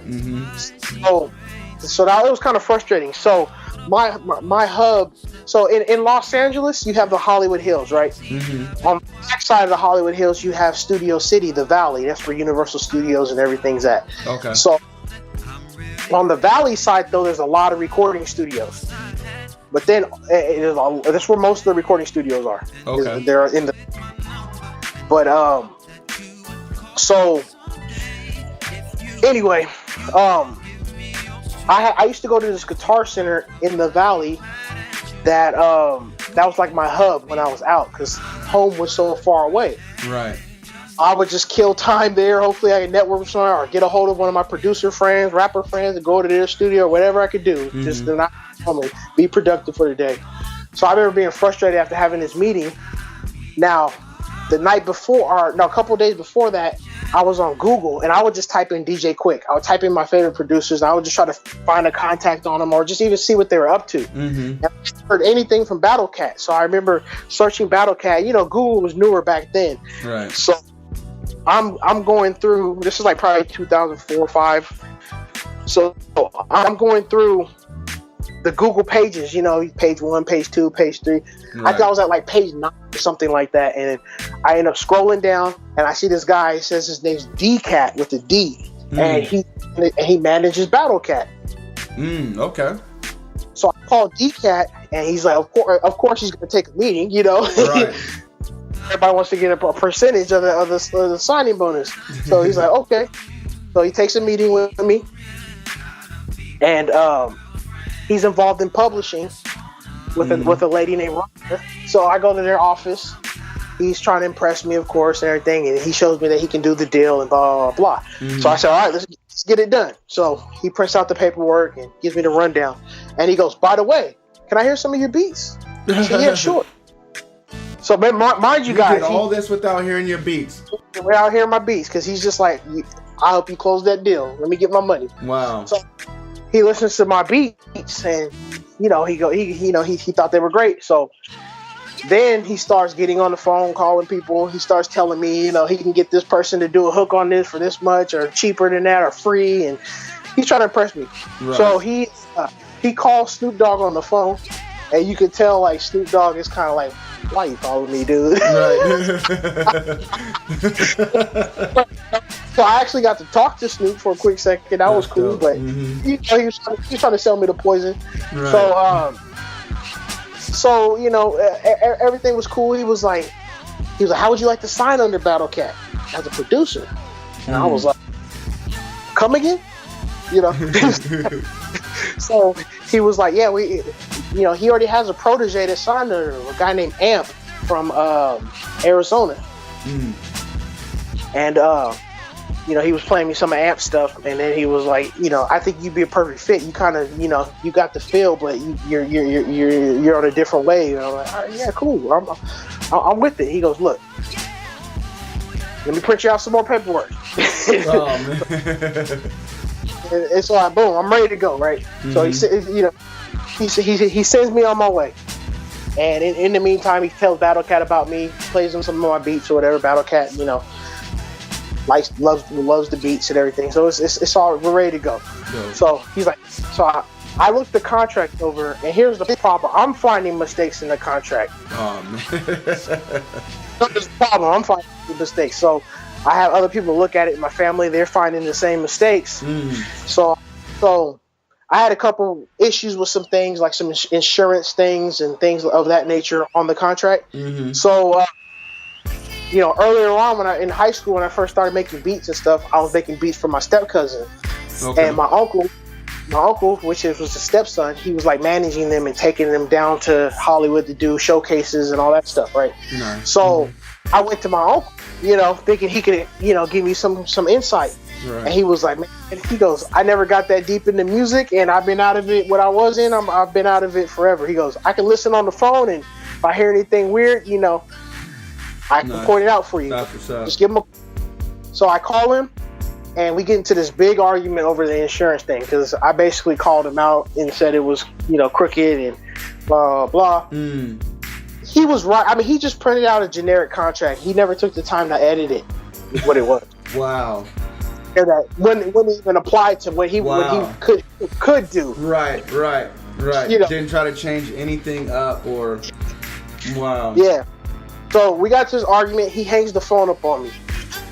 So he calls me right back and apologizes. He's like, "Look, man, you're super cool guys. I really want you to be a part of what we're gonna build over here and stuff, blah blah blah." And I was like, "All right, man."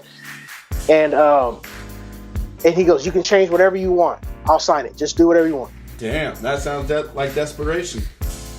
And so keep your you guys got to keep your karma good. So I just took out what I didn't like and I signed it.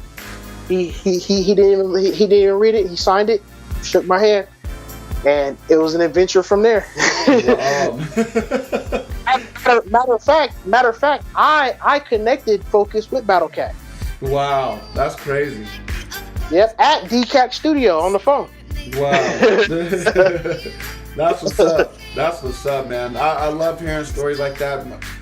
Focus has been my favorite producer for quite a long time, and so he was the first guest on this show, or second guest, just because he's my favorite. He's influenced me in so many different ways, and just I've always known how cool he's been, and but just to hear someone came to his studio to buy beats from him, and he didn't have a problem sharing the wealth. He introduced you to that person.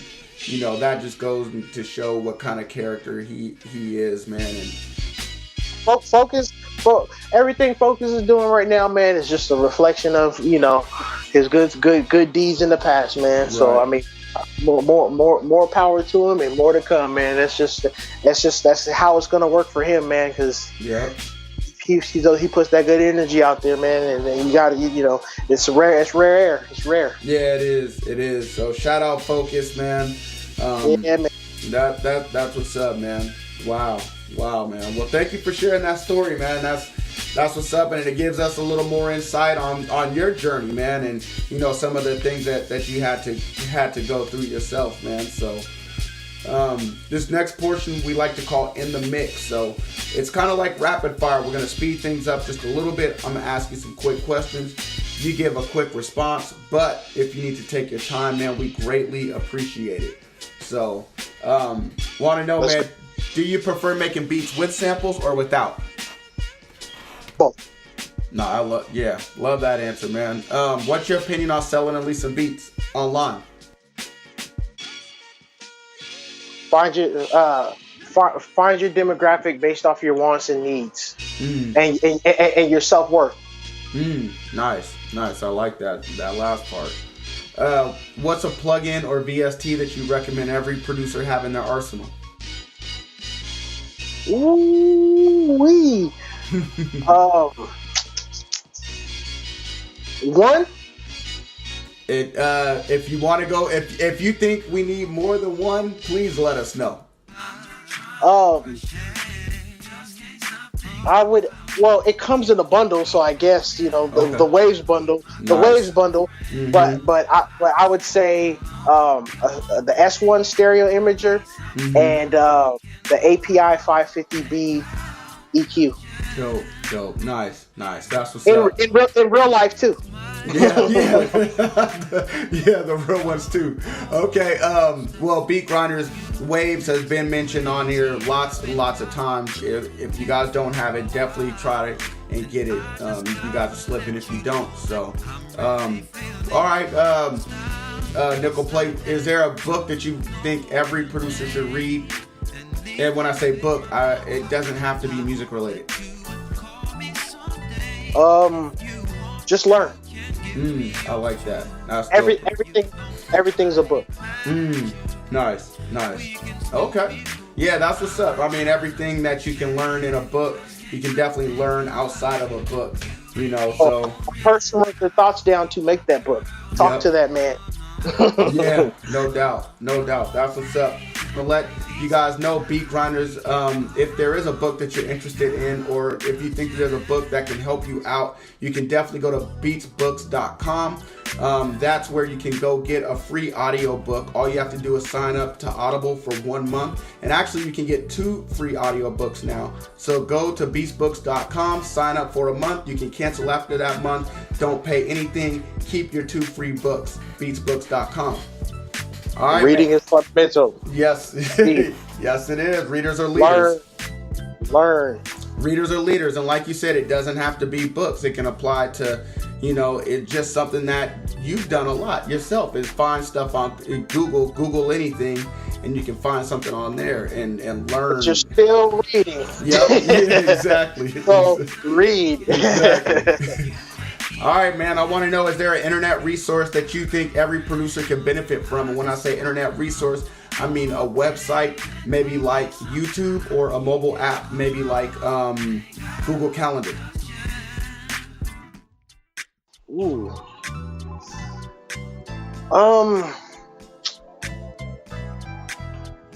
That's a tough one.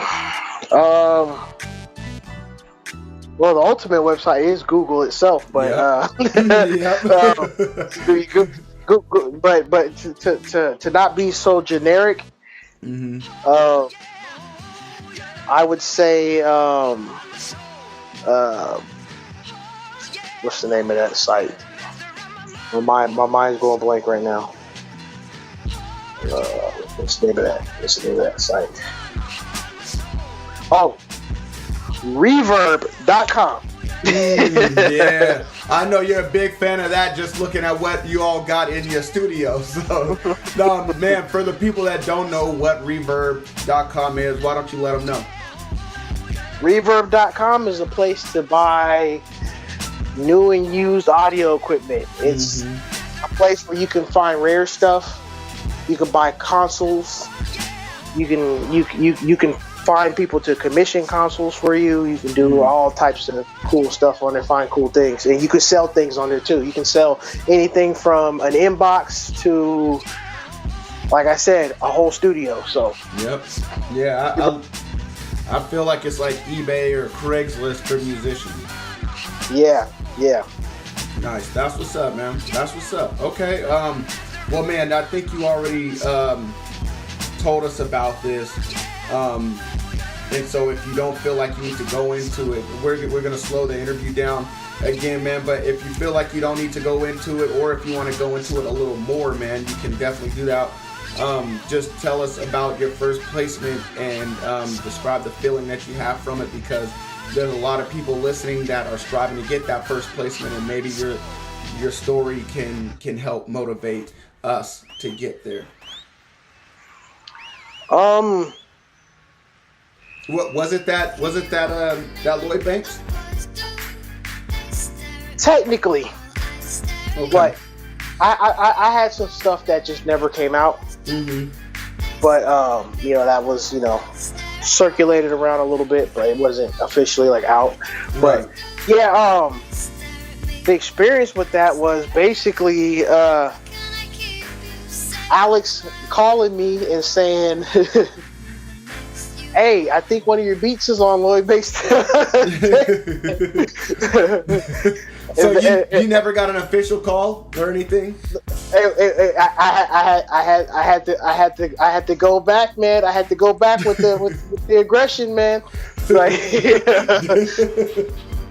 had to. We do hear that story a lot. That people have had to call others and say, "Hey, I think your song is on such and such," or they've heard that. What was it? Somebody came on here and they said, what was it? Somebody's like, "Oh, have you heard this song?" And they're listening. They're like, "Damn, this beat sounds hella familiar. Wait, hold up, this is my beat." Exactly.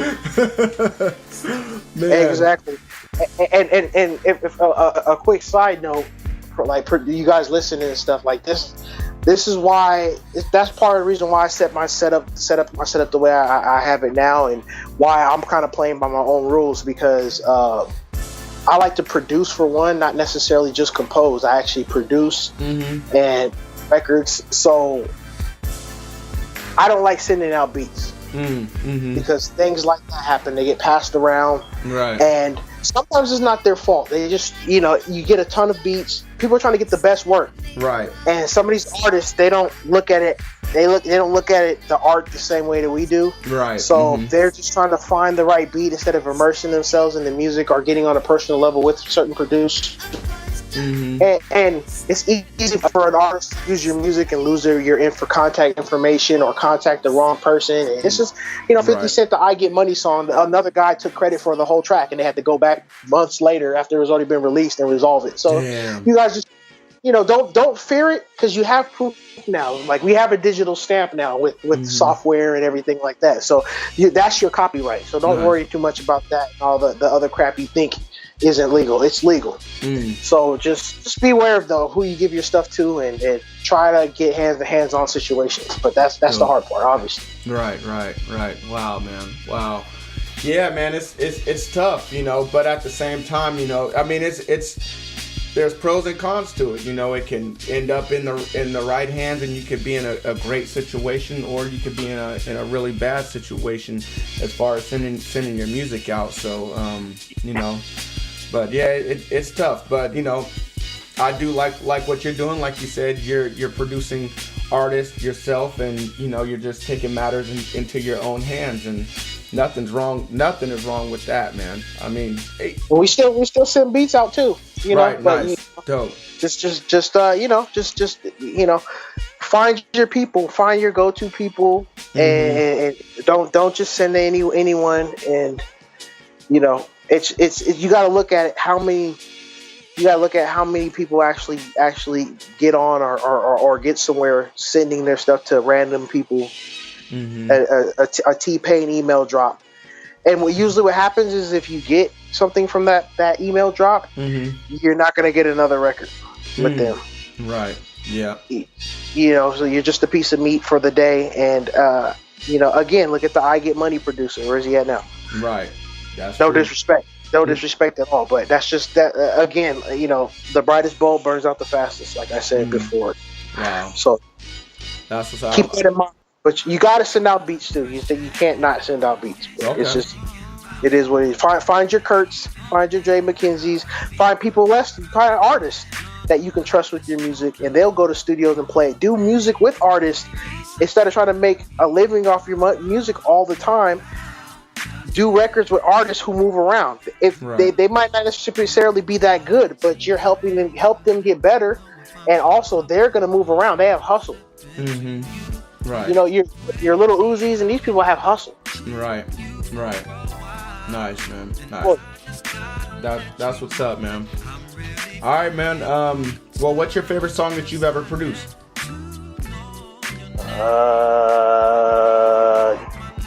Don't have one. Okay. Always searching. Yeah, I'm always yeah. Don't have a favorite. Okay. All right.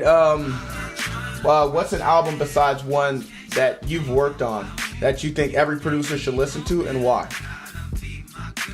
That I haven't worked on? Yes, that you have not worked on. That everybody should listen to? Yep. Old or new or both? It doesn't matter. Just any album that you feel like us beat grinders could benefit from listening to, whether it be because of you know, the sounds that were picked for it, the mixing, or anything. I have one. What's that? D'Angelo's Voodoo album. Nice. That's what's up. Why that one? It's probably one of the best recorded and tracked and mixed albums ever, and musically too. It's just one of the best compositions. Okay. It's insane, especially the last track. Well, I'm not up on that album like that. Of course, I've heard it, but I've never taken the time to digest it all in one piece. But I know I need to because it's been recommended on here more than once now. So that's some homework that I must do. Beat grinders, if you guys are in my position and you guys have not heard that album, you guys probably need to do the same thing. I'll provide a link on Beats Grinding Night on the website under the show notes. So you guys definitely go do that. I know I need to do that now. So thank you Nikkel Plate for that suggestion. Yeah, and look up the Avila Brothers. Avila Brothers? Yes, that's who mixed that project, I believe. Okay. No, thank you, man. That's what's up. There's a bonus there. And man, you also mentioned some other music too that we definitely need to listen to. So man, the listeners, beat grinders, you guys are smart. So I know that you guys are already taking notes as you're listening to this interview. So definitely go back and check some of that stuff out. All right, man. Well, I'm about to ask you a crazy question, man. I just want you to get into imaginative mode, Nikkel Plate. I want you to imagine that you got a hammer in one hand and a pick in the other, and I'm taking you to Mount Rushmore. And I want you to carve out 4 producers' faces. What producers do you think should be on Mount Rushmore? Oh, that's easy. For me, I'm West Coast, baby. Yeah. My Mount Rushmore is Dr. Dre, DJ Battlecat, DJ Quick. Okay. And I would have to say Rick Rock. Nice, man. Nice. That's what's up, man. I love that one, man. That right there is West Coast to the fullest. When we're talking about West Coast music, when we're talking about Mount Rushmore, I mean, when you talk about Mount Rushmore, you're talking about the the founding fathers, you know, the pillars behind the country. And then when you're talking about West Coast music, in this case, you're talking about the founders and the pillars of West Coast music, man. I think all those guys embody that, man. All those guys were pretty much there from the beginning. Rick Rock, maybe not so much, but his contributions, man, I mean, they're definitely up there with those guys. Rick Rock was on early Tupac stuff. Yep, you're right. He's on early Tupac stuff. I'm just saying he's not as I don't want to say the wrong words or anything, but he's not as older as the other guy, as Dr. Dre and Battle Cat, but he's definitely contributed a lot. Quick. Yeah, or quick. Yep, or quick. But he's definitely seasoned. He's definitely put in that work. So, and continuing to do that. So, that's what's up, man. That's one of the most solid Mount Rushmores I've heard, and that's different than any other Mount Rushmore that's on here. Typically, you get the same people on there, but this one's a little different. So, thank you for adding that, man. Really appreciate it. It's refreshing. Oh, thanks, man. Yeah, man. I like. That's what's up, man. Well, Beat Grinders, definitely do your homework and study up. If you guys aren't familiar with these producers, or if you just need to learn about them a little more, definitely take these 4 producers that Nikkel Plate mentioned and do some studying. So and get outside the box, man.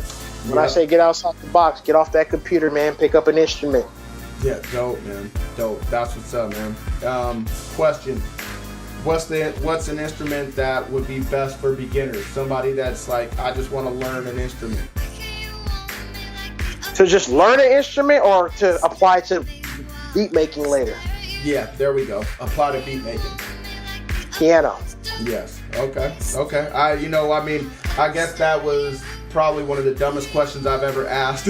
Probably just because. No, it's not. It's because it's the most difficult instrument. Well, it's one of the more difficult instruments to learn. That's what I hear. Technically, I don't think so. I struggle with the guitar. So. But the only reason why I said it was a stupid question is because now everyone has a MIDI controller with keys on it, Yeah, so, yeah.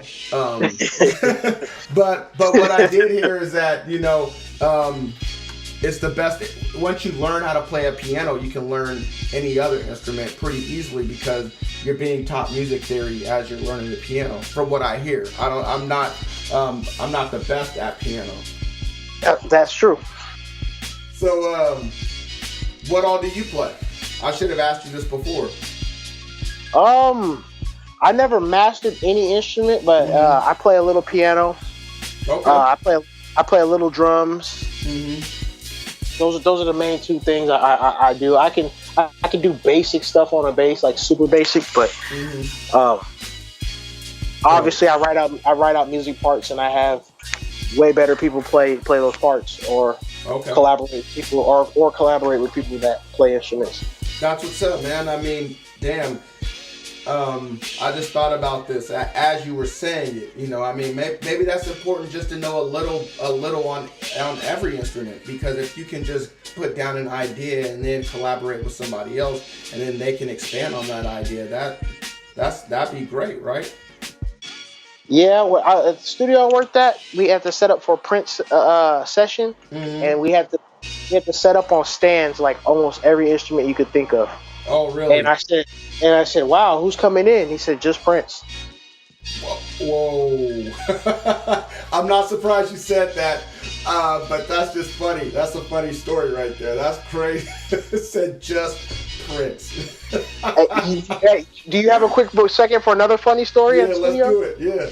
All right, so I totally fried myself on this one. So I don't know if you guys listening have ever heard of Rage Against the Machines. Yep. Mm-hmm.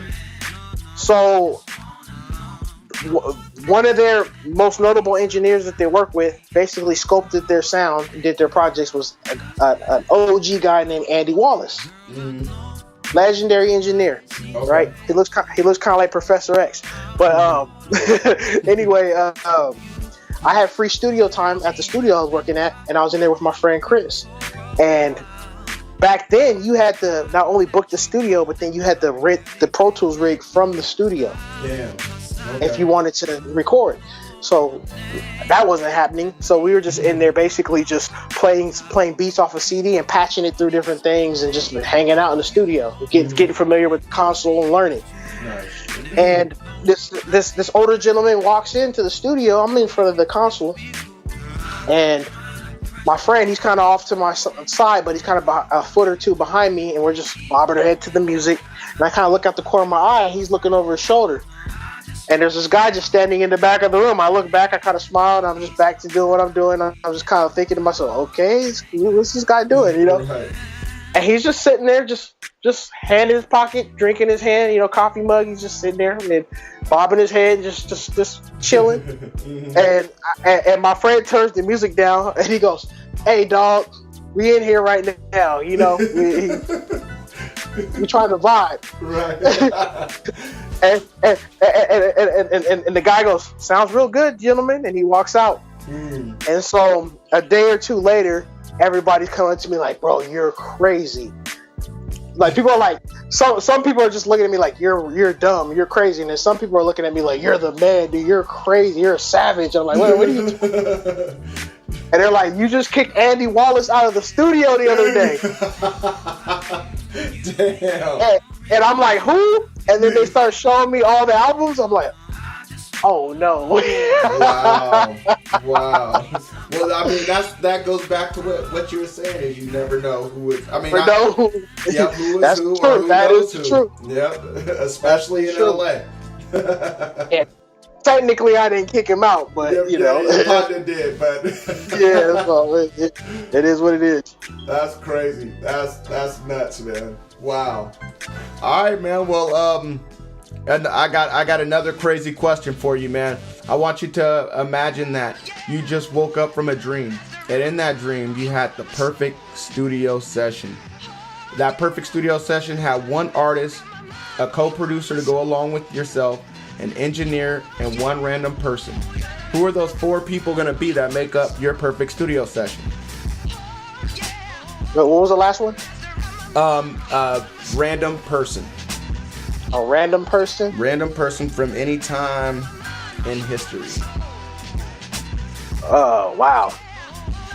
Okay, I would have... And any of these people can be dead or alive, because it's a dream. Okay, any of these people can be dead or alive because it's a dream. That's a good one. I would have, for an artist, I would have, wow, that's I have people. I'm just trying to choose. Right? Oh, I know. You got to narrow them down. Yeah, I'm trying to narrow them down. The artist would be, actually, this is going to be kind of a realistic situation. Dope. So the artist would be Marvin Gaye. Wow. The engineer would be Bruce Wadeen. Okay. Yeah, Bruce Wadeen. And the random person studio would be Pharrell. Wow. Okay.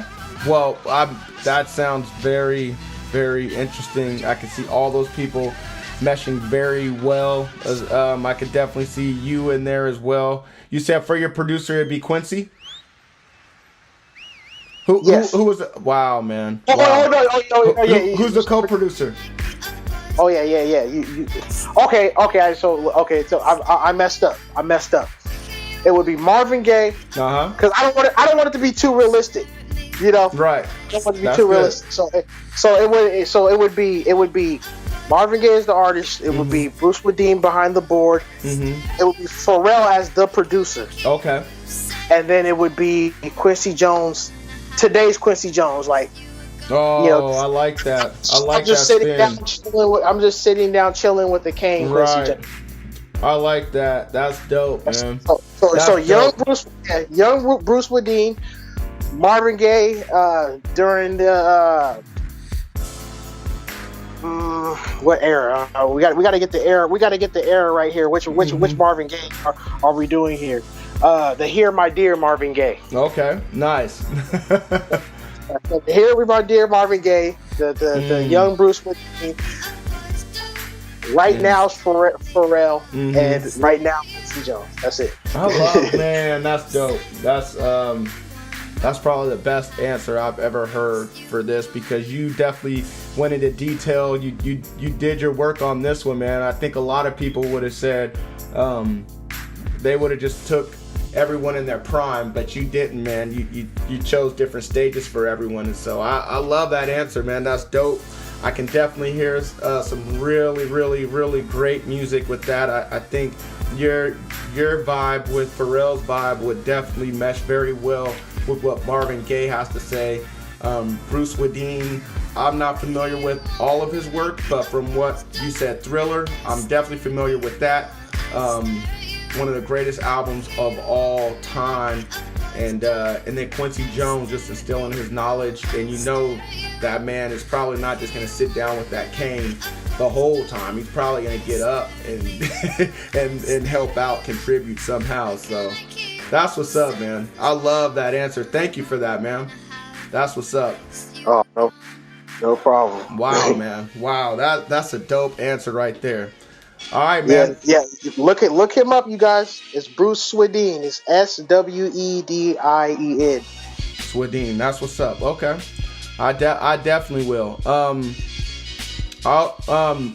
Another crazy question, man. I want to know, if you woke up tomorrow on a planet identical to Earth, but you had nothing except for your knowledge and $1,000 in your pocket, what would you do in the next week to restart your music career?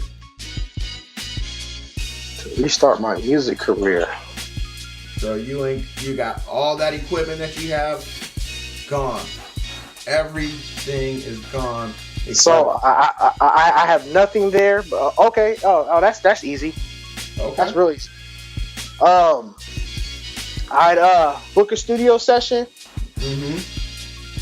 Call in some favors. I'd have somebody like Battle Cat come by the studio. I'm sorry, man. It's a planet identical to Earth. We're not on Earth.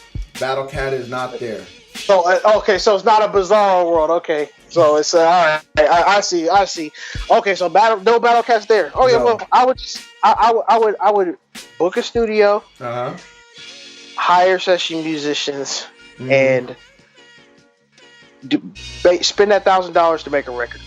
Tight. That one record that would get me back in the good graces That's dope. of the universe. That's dope. I love it, man. Because, and I'll tell you why.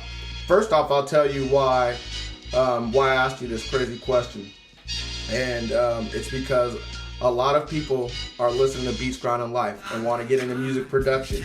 They only have about $1,000 or less, and they don't know where to start. And so this answer may help them in the right direction. And also, there's producers out there that have broken equipment, stolen equipment, and don't have a lot of money and want to know how to get back. You know, how to get back onto the road, on that road, man. So thank you for this. Now I'm gonna tell you why I love this answer, because most people, they go with I'll buy a laptop, I'll buy speakers, and I'll just get started making beats. And I love that answer as well, but I think that you gave us something outside of the box that we can do, you know. And so just hiring musicians, not only does that get music made, but it also creates connections, it creates friendship. You know, and no equipment rentals. Right, yeah, that's true. No equipment rentals as well. And so, yeah, and it sets you apart from everybody else. You know, just hearing live music played while, you know, everybody else has, you know, whatever, plugins and VSTs. You know, so I love that answer, man. Thank you for that. That's what's up. Thank you. No problem. All right, man. Well, I want to know, you know, it sounds like, you know, music is a labor of love for you, and you're not going to quit anytime soon. But I do want to know, when this music thing is over for you, man, what do you want your legacy to be, man? And also, what is legacy? What does legacy mean to you? I mean, for me, I'm not in it for a legacy.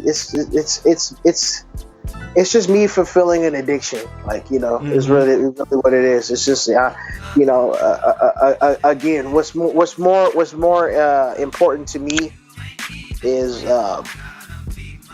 what I hear and how my natural reaction is to what I hear. Nice. And I think that's why it's so hard for some people to collaborate with people, or they want to do everything themselves. You know, I'm kind of going on a tangent here, but I've worked with other producers who produce, and not saying people who make beats aren't producers, but people who actually produce, like write melodies and you know, set it all. They won't let the musicians break free outside of what they want them to play. And not necessarily from a creative standpoint, but just from a simple point of they want all the accolades, they want the legacy, they want all the credit, and I'm not in it for that. So like being remembered or being a fan favorite is just an extra thing that comes with putting the passion into it that I do. That, I mean, my legacy is anybody can go out and create their legacy if that's what they see. Right. Nice. And if they mention my name in there at some point, that's a luxury. Wow. I like that. That's dope, man. That's dope right there. And you know, first off, not even thinking about the legacy. A lot of people on here, you know, they don't say that. They all say that, you know, they state what they want their legacy to be, but at the same time, it's not focusing on that as the goal of life or whatever. You know, they're just going off doing what they gotta do. You know, and like you said, you know, if you can inspire somebody, you know, in some way, you know, then you've done your job. And so I love that answer, man. That's another great one, man. You're killing this interview, man. No, thanks, man. For really, man. Really, it's been a pleasure having you up on here, man. And we're on the last question now, man. And I just want to know, what's the greatest piece of advice that you've ever received? It sounds like, you know, you've been in the game for a little minute. You've ran into, you know, some influential people, and you've gone through some experiences, man. And so I want to know what's the best piece of advice given to you, and what advice would you have for all the beat grinders listening to this episode today? The best advice I ever had was from my first studio job at Mad Dog Studios, which is a country western studio owned by a gentleman named Dusty Wakeman. And he gave me this opportunity because he used to be in a band with a famous country singer named Buck Owens. Wow. Who basically ran Bakersfield. He has a street named after him and everything out here. So that's love. A hip hop guy at country music studio. Well, he told me, he said, how's profanity on here, man? You mind if I cuss a little bit here? I don't mind at all. Express yourself. He said, fuck Pro Tools, save your fucking money, buy a tape machine.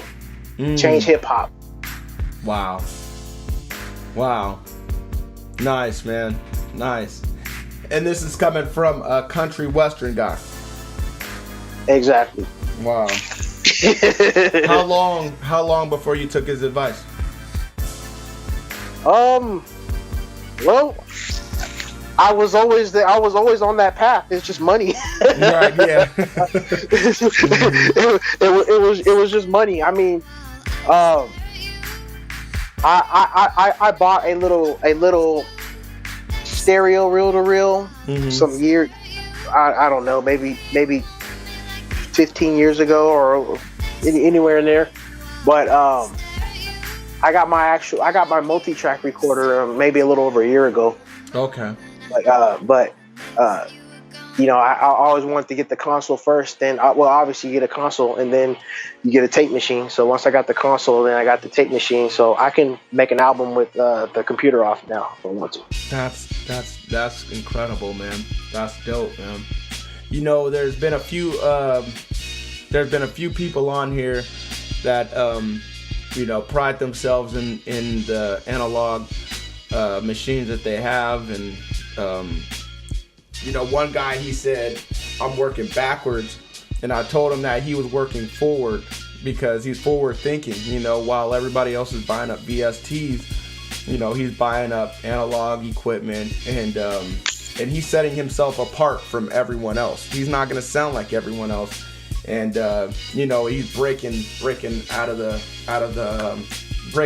pack, and so I commend you on doing the same thing, man, and being a leader as well, because you're inspiring me. I've always wanted to be that type of person and just have a lot of gear, and so all the stuff that you mentioned has got me wanting to get on Reverb and dream and save up money, man. So thank you for that, man. Here's the thing with tape.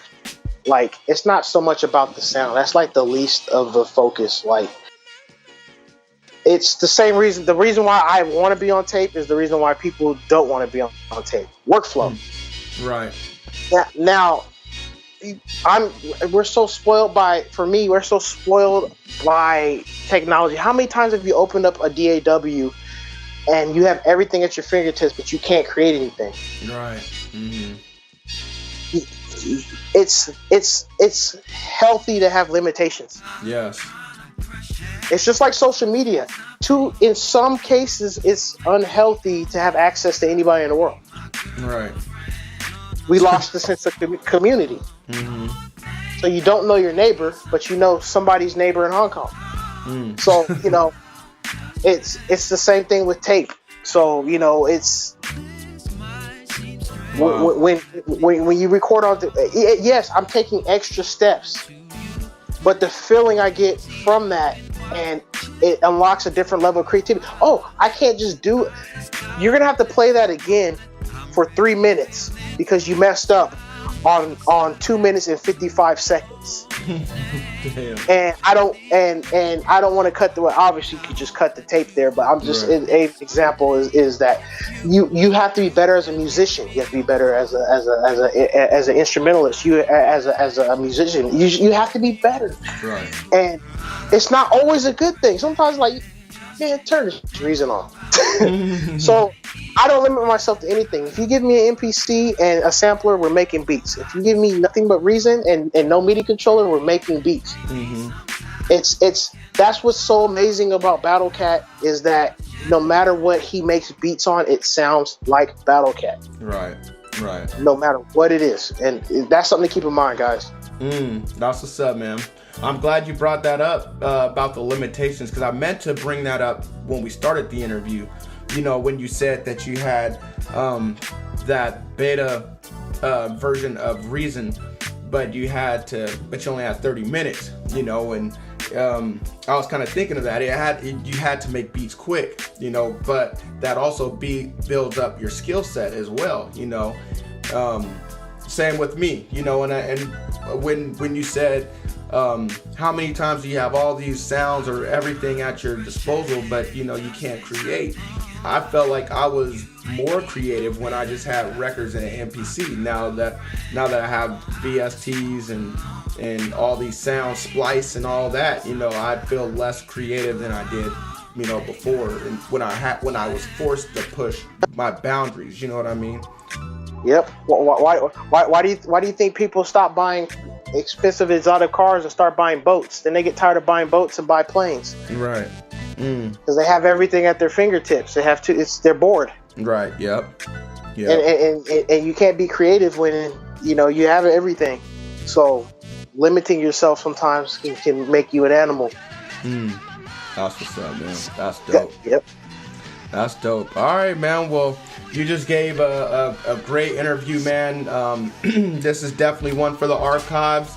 This is definitely one that I'm gonna go back, I'm gonna listen to, I'm gonna take notes down, and keep listening to it, you know, because you had a lot of gems in there. Beat grinders, I hope that you guys do the same. Keep listening to it if you need to. I know that a lot of you guys are already taking notes on what Nikkel Plate has said, so that's what's up. Nikkel Plate, if you have any more words for the listeners, if you want to let them know how to contact you, if you want to be contacted, what you're working on now that they should be looking forward to, and what they should be listening to that you have out already. Okay, social media, Instagram, it's at Nikkel Plate. That's NIKKELPLATE. There's a link in my bio for an album I dropped in 2016, Venice Beach Cruisers, instrumental album, sample based. I put it together really fast, but I organized it to where everything transitions in a way I felt was the energy was right. So check that out, give it a listen. Things I'm working on right now. Potentially Drake, and working with the dope artist on the rise named Cam91 out of from the west side of LA. Okay. Working on some demo scratch records for some publishing stuff, and that's about it. Okay. Well, that's what's up, man. That's what's up. Well, Beat Grinders, you guys definitely stay in tune to what Nikkel Plate is doing. Go follow him on Instagram. You guys can check out some of the awesome gear that he just named off, and yeah, see all the stuff that he's doing. And also go listen to that Venice Beach Cruiser. He definitely has some slappers on there. So head over to Bandcamp and listen to that. I want to thank you guys for tuning in to another episode of Beats Grinding Life. Really appreciate the listens. I hope that you guys learned something. Hope that you guys got some value out of what Nikkel Plate was saying. I know I did. If you did, please share it. Share it with all of your producer friends, homies, and relatives. Share it on Instagram. Take a snapshot and put it up on all social media, and just let everybody know the good stuff that Nikkel Plate shared on this episode. Tag me, tag him, let him know. And also be sure to rate and review this podcast on iTunes. Give us a like on SoundCloud. All of that stuff, it just spreads the word of how dope Beats Grinding Life is. You guys know how it goes down. Once again, you've been mentored by another dope producer. This week, you've been mentored by Nikkel Plate. So you guys keep making beats, stay on your grind, and live life. All right, peace, y'all.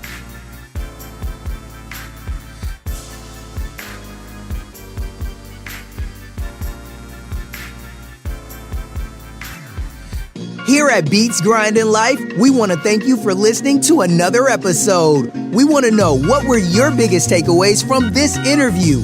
Just go to beatsgrindinglife.com and leave a comment on this episode's show notes page. Also, while you are there, go subscribe to the podcast on iTunes. Just click the little button that says subscribe. If you could, please leave a rating and review. Rating and reviews are the best way to show your appreciation, because it helps more people find out about the podcast. So until next week's episode, keep grinding.